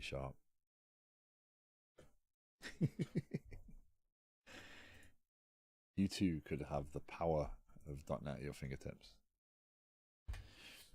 This is the first winter for our 9-month-old, so he's very excited, and our 3-year-old loves the snow. He'll run around munching it. Nice.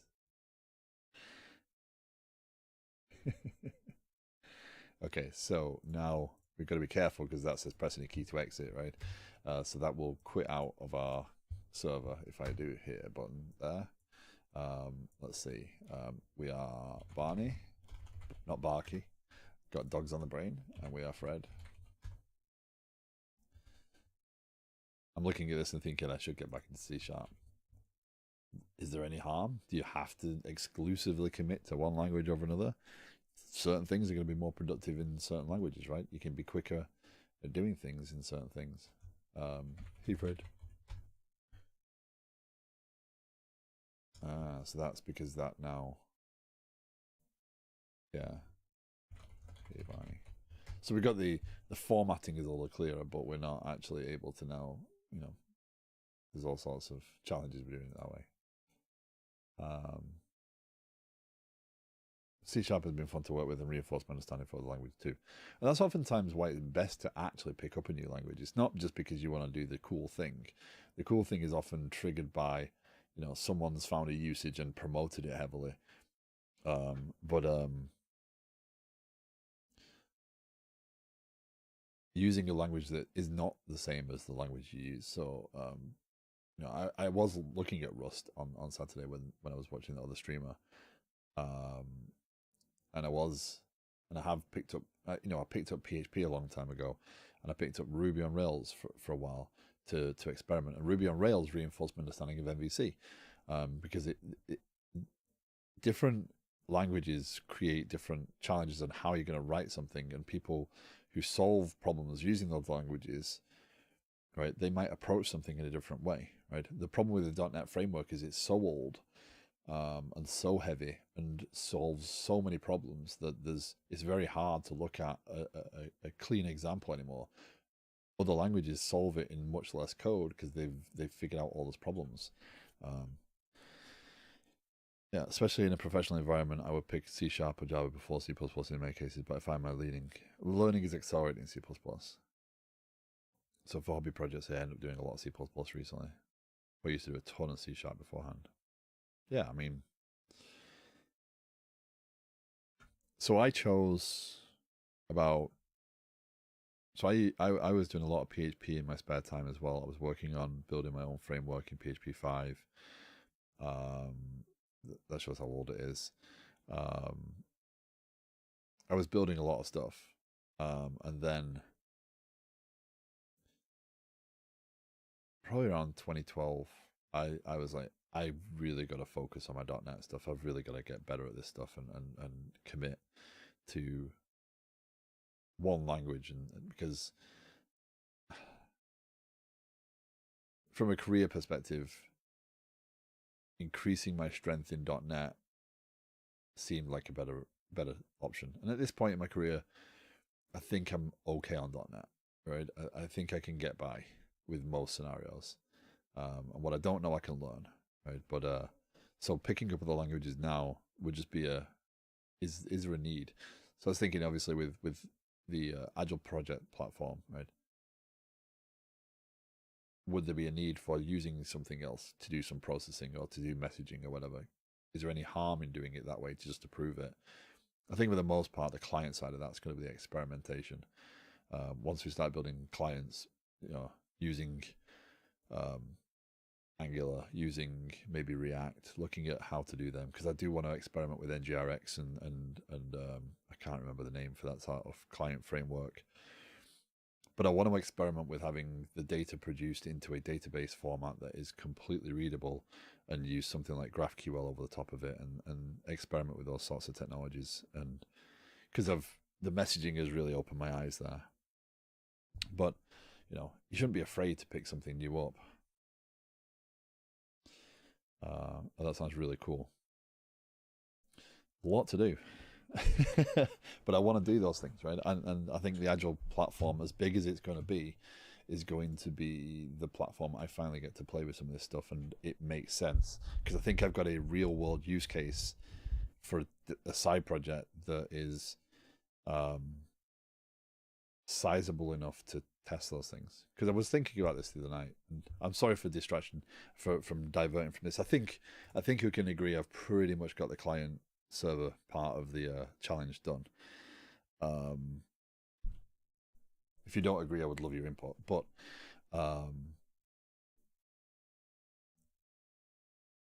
yeah, the concept of GraphQL and client technologies, and using those client side frameworks for changing the data and sending commands and whatnot to the server.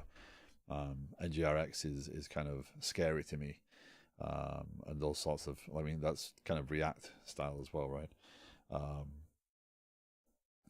but leaning more into those technologies and trying to figure out, okay, how do I actually use GraphQL? Because oftentimes GraphQL seems useful, but then you realize, well, hold on, I'm sticking it on all these APIs. So these APIs, I can't join them. And what I think is actually the case is what you really need is a big read database that has all the data available to you that you could want in a relational format that you can then just query and pull what you need. That is a complete read-only database. So we're really going to experiment with the CQRS aspect of that technology. So yeah, there's a lot to play with there.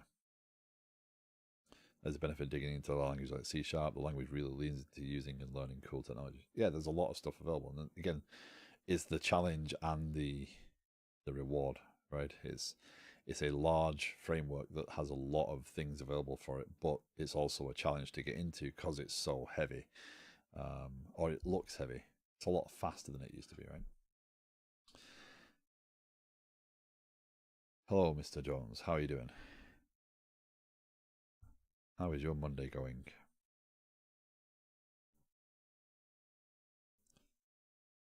You know who hasn't stopped by? Deflux. Again, late.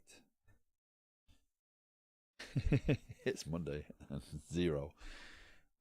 So it looks like we're all getting cold weather today. Okay, so did the connection fall asleep yet? Nope.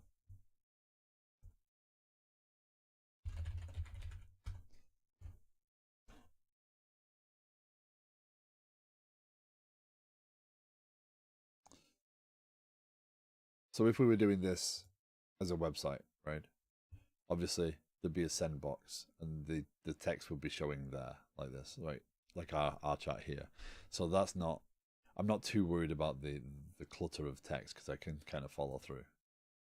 So let's go back to the challenge. So the coding challenge, the goal is to build a chat server. The server should allow multiple users to connect and, you guessed it, chat. So what happens if we actually connect to the third client? I think we know what's going to happen, but you never know, right? CD dot client Wilma. Hello. Are you there? No.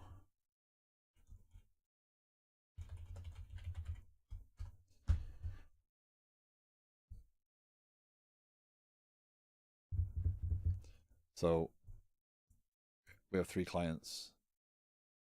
We're sending to the ones that aren't us when we send and broadcast.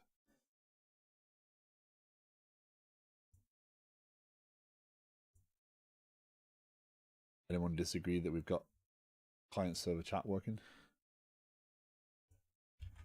I mean, obviously there's lots of things that you could do there, right? There's resilience, there's error handling, there's, you know, retries, there's all sorts of things that you could add on top of doing that. But if you don't have the use case for it, so what have I learned?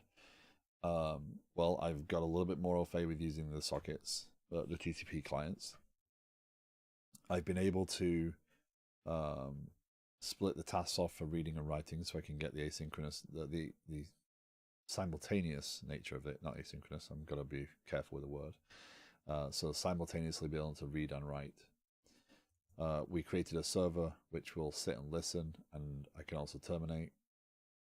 That would have killed the connections as well had it cancelled, because I had it set up right. Let's verify. So if I run this, this is Fred, right? And I exit, that should terminate that. Yeah, unable to. So it did terminate. I just didn't know it was sat there terminated. So yeah, so it terminated the client connections as well and disposed of them. So yeah, let's go and put this in GitHub.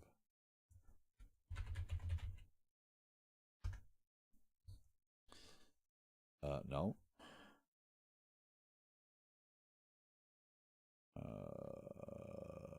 What do I want to do? Actually, was that verifying GitHub.com? Was that just verify my details? Yeah, okay.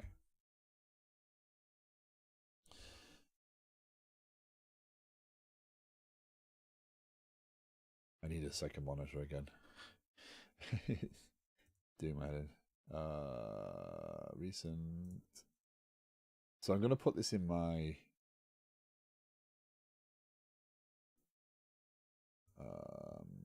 where am I gonna put this?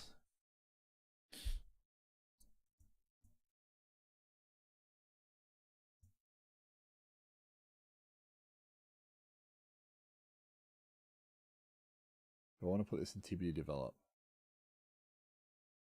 I think I do.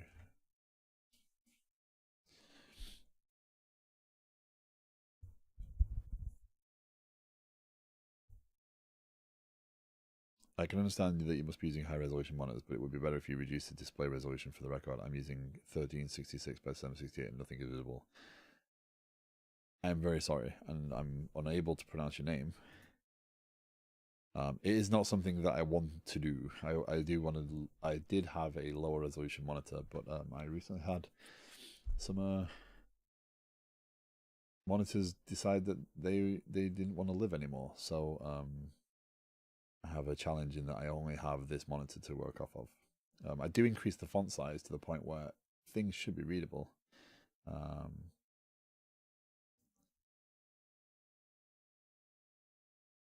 But I do sincerely appreciate the feedback. How do I correct that? So I assume on your screen that's looking very compressed at that resolution. Because this is a screen at 3440 by 1440. The stream is outputting at 2560 by 1440, which is the maximum for YouTube.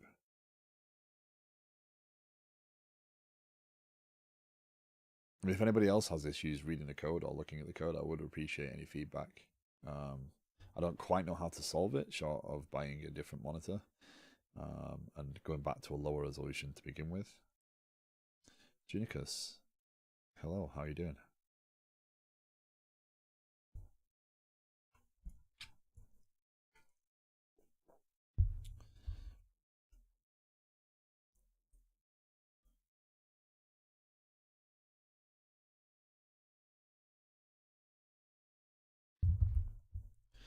It's okay for me on PC browser Twitch. Yeah. Well, imagine if you're using. So the YouTube stream will be slightly better looking, I think, because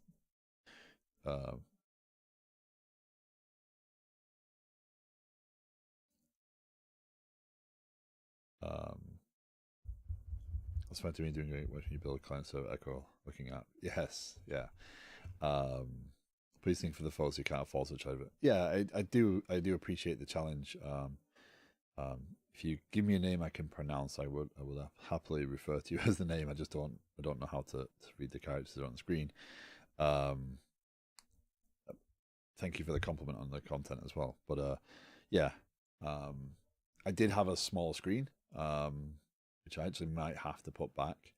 That was a 1080p screen, so it was kind of upscaling everything. But I couldn't read the code properly. I'm known as Chakravarthi. Well, thank you for the feedback. I'm viewing on a 29-inch at 2560 by 1080 on both Twitch and YouTube. Okay, right, which is a significantly higher resolution. You need a real screen of 4K 32-inch. That's the one that died the day I got this monitor, so I don't even have the option of going to a different screen format. And I cannot afford to just buy another monitor, unfortunately, at this point. I mean, both chats just to confuse you. Yeah, so the reason I got this monitor was I wanted a 144 hertz panel, because if you developed on a 60 hertz panel, you don't notice the difference. But once you start to develop on a gaming screen, it's really hard to go to a 60 hertz refresh rate, right? Scrolling feels janky and all that sort of stuff. So, yeah, it's troublesome. So I moved to this. Then I realized the resolution was off. So Chakravarti's comment about the size, yeah, I get it, because this is now a 3440 by 1440 screen. I'm working, by the way, in, if you look at the font size, I'm at 24-point font here. Right, this font is massive for me. Right, even for me, I'm like, okay, I might as well be on the 1080p screen, or the 1440p screen. But yeah, I got this, and the very day the other monitor to my right died. I managed one stream on that screen because I realized that the pixel format was off. Yeah, I know. Yeah, if there's any bad pixels in the screen, I will see them. But this was a decent.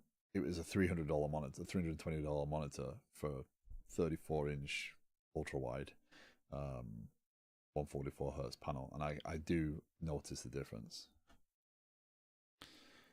So, but then the other monitor decided no, so I only have one monitor now.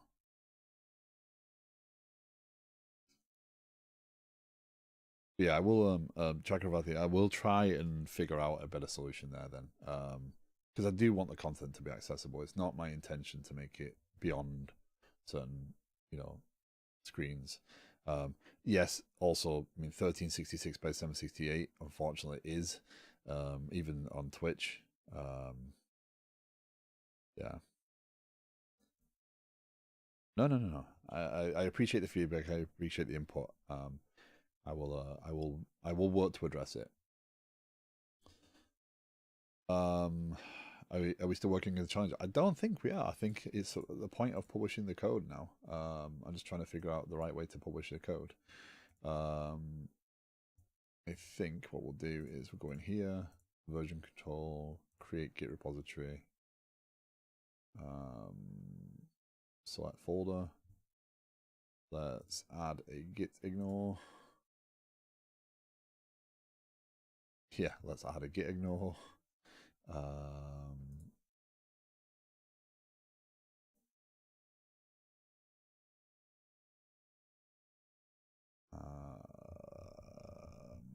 Let's do it the way I know how to do it.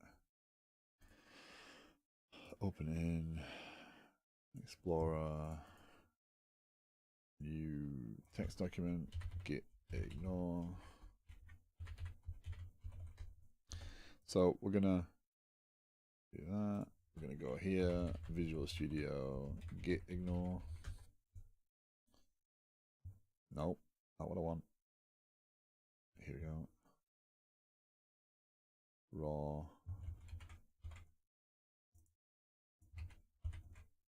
And we'll also add .idea to that, which then should significantly cut down the amount of code we're going to commit, right? And then we're going to do that. Working client server chat. So the purpose of these streams is not so much that I do all the things, right? The purpose is, hey, here's a challenge that the stream has selected, and if you're on YouTube, the link to the Discord is below. If you're on Twitch, the link to the Discord is actually still below.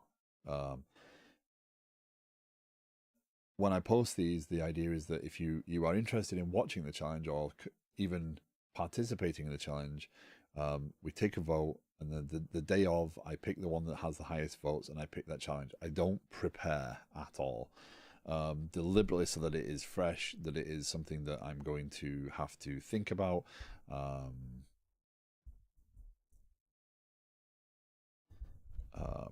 So that's kind of the purpose. But it's also something that if you as a viewer want to contribute, like you want to do your own version and share those challenges, there is a challenge, there's a coding challenges Discord as well, which you can kind of share solutions with, and they're very welcoming.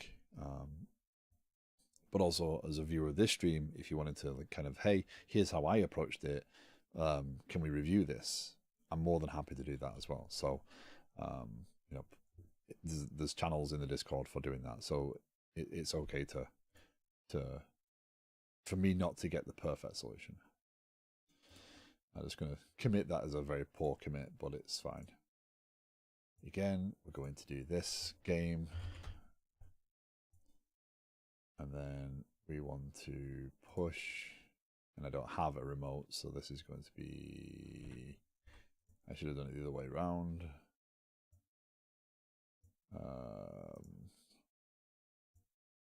GitHub, share projects on GitHub, public, share.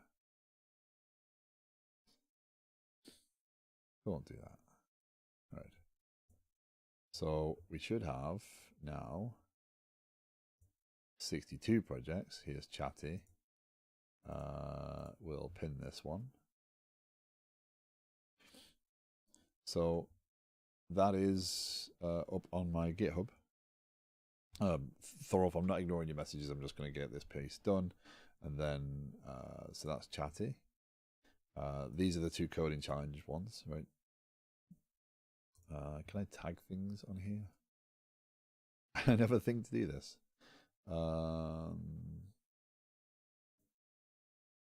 Is there an ability to tag? No, that'd be useful, wouldn't it?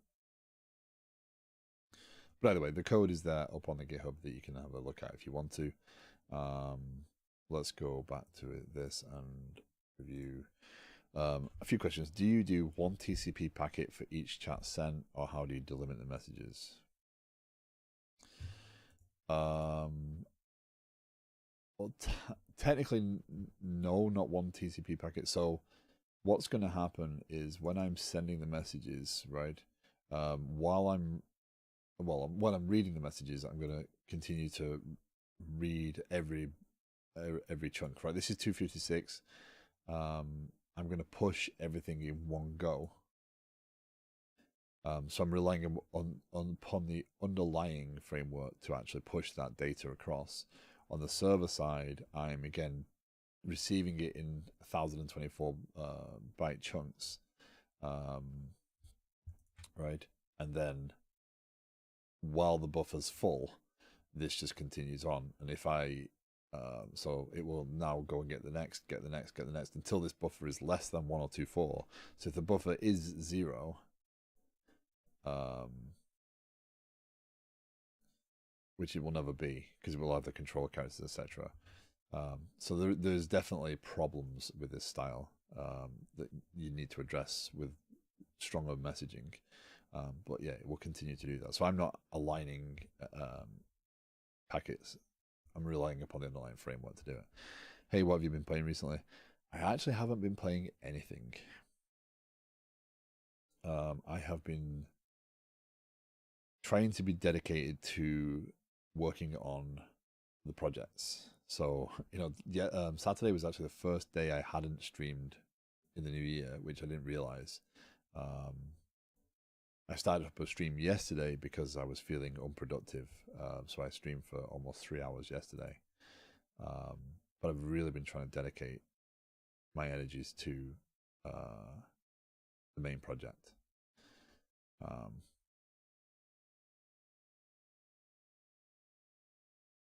There's a lot I want to play. Actually, there's a game on the GameCube that I want to play that I bought last week. Baton Kaitos Origins, which was recommended by Fullbox, and I still have yet to sit down and try and play that. So, yeah. Actually, this is probably the first time in a long time. This is unintentional, but you can actually see the shelves behind me. I have a shelf left and right of me here, and then a set of 3 shelves on the left-hand side of my wall, and then coming around the other side of the wall, and those are the games.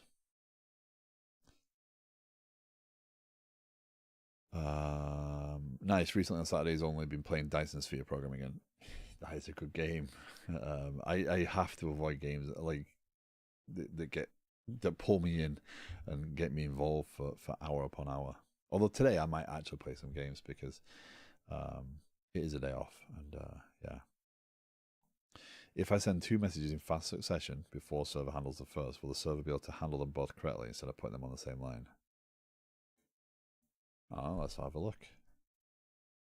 Ooh, actual combat stuff, that would be pretty cool in Dyson Sphere. Because the biggest problem I have with that game is obviously I haven't played it in a long time, but you get to a certain point and those sorts of like Satisfactory, right? Okay, I can fight those big dog things every now and then, but there's a point at which it's like, okay, I've built things, they're moving things around. Yeah. Okay. So your question is, Thorolf, if I send 2 messages quickly, how will it process it, right? So let's Fred. Hey Bob, what's up? How am I going to do this quickly though?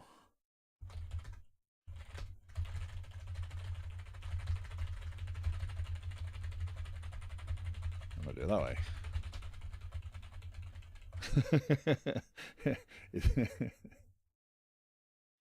We'll do it the really way. You can't do it fast enough. I cannot beat it. So, short of automating that, I was not winning there at all. If I send 2 messages in fast succession before server handles the first, will the server be able to handle them both correctly? So, fast succession being quicker than I can actually type in, I suppose you mean. Yeah. How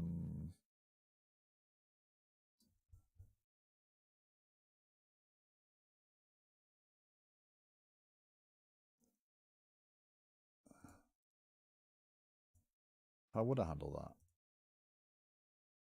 Packet loss, the amount of resiliency built into networking protocols, yeah, packet loss is not as much of a problem as it would be.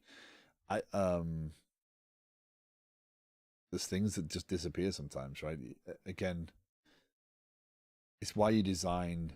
This is best case, right? And okay, this little chat client. If you want to go and tinker with this code, now the code's available. You can go off and play. And I'd love to see if you have any other things you would like to do with it. But there's a point of good enough, right? What challenge am I trying to solve? Like Twitch chat, right? Twitch chat is if it works, it works. If it doesn't, oh well.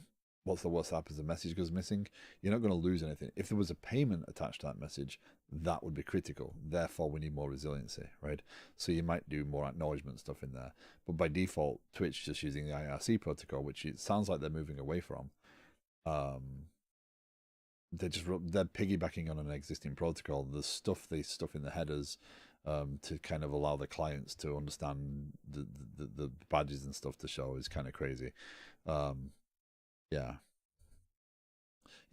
And honestly, when I was doing the car parking, the parking thing, the mobile system 20 years ago, those are the things I had to deal with, right? What happens if I receive the same message, right? How do I dedupe them? If I know that I'm going to have, so what I was using is the older version of this, as we saw at the beginning. So I was individually sending those packets, but I needed to know that the packets were coming in the right order. So I spent a lot of time making sure that things didn't come out of order, because obviously I was dealing with Wi-Fi over, this is 20-year-old Wi-Fi, so this is G beginning. So there was a lot of stuff I had to write.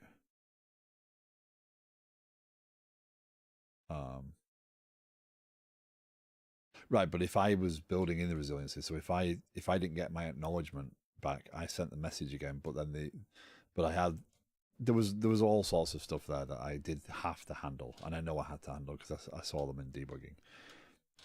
But TCP does have in the protocol, but there was instances where I maybe I wrote some of the stuff and I didn't need to because I was growing my understanding of it at the same time as building an actual product. So it was, you often come up against challenges where you just reinvent a wheel that don't need reinventing, right? It's not until hindsight that you get the understanding of, oh, I didn't need that. Packet loss and order was more of a UDP thing. Yeah.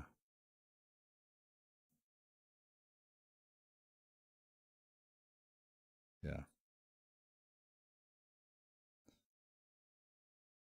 But nothing's perfect, right? But again, you wanna build for what you're doing, and the resiliency comes when you're doing something like chat. It's okay to be good enough because you're gonna hit most cases. I'm sure we've all had chat messages disappear or you know never get there in variety of clients, etc. Again, Twitch relies upon TCP on IRC protocols, so that it's just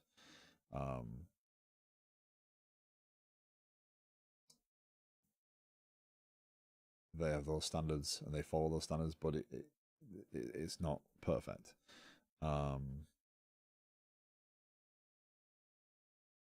If I needed to make sure that I could process multiple messages at once, then yeah, I would probably scale this out, right? I would probably deal with the fact that, because this won't deal with 5 clients sending messages at the same time, which I can't effectively test. My solution to solve this is just to add a message delimiter. If you use Stream Reader and Stream Writer, it would be a more trivial challenge, right?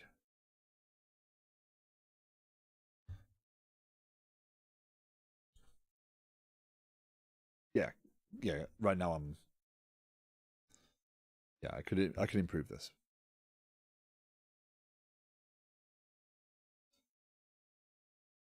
But again, without looking at, without the use case, without thinking through it more, what problem am I trying to solve? Yeah. This is a little smoother. Implementing the Memcache server stuff was interesting. The next challenge, by the way, on this line. So, as he says, right now, go do your own IRC client. I just thought it would give. Yeah, no, I appreciate it. I appreciate it. I would love to see. And again, it's the sort of stuff I would love to see. If you actually want to go and tinker with that code and see how you would change things, I would love to see the difference. Like, what would you do to change how that processes or whatever? Those are the sorts of things I do want to promote. If I'm going to do the coding challenges, if people are interested in them, it shouldn't just be a one-way thing, right? It should be, as a beginner or someone who's used to C# but doesn't do it, then yeah, go ahead and I'll review it. All right, that's the point. I don't want to just make this about me writing code.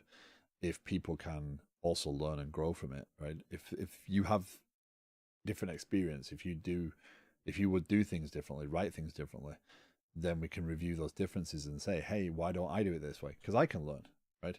I'm not perfect, right? I don't know everything, right? I've just got a lot more time. Language Thorolf. I don't know why it doesn't block it, but but yeah. Now I need to set up C# at home.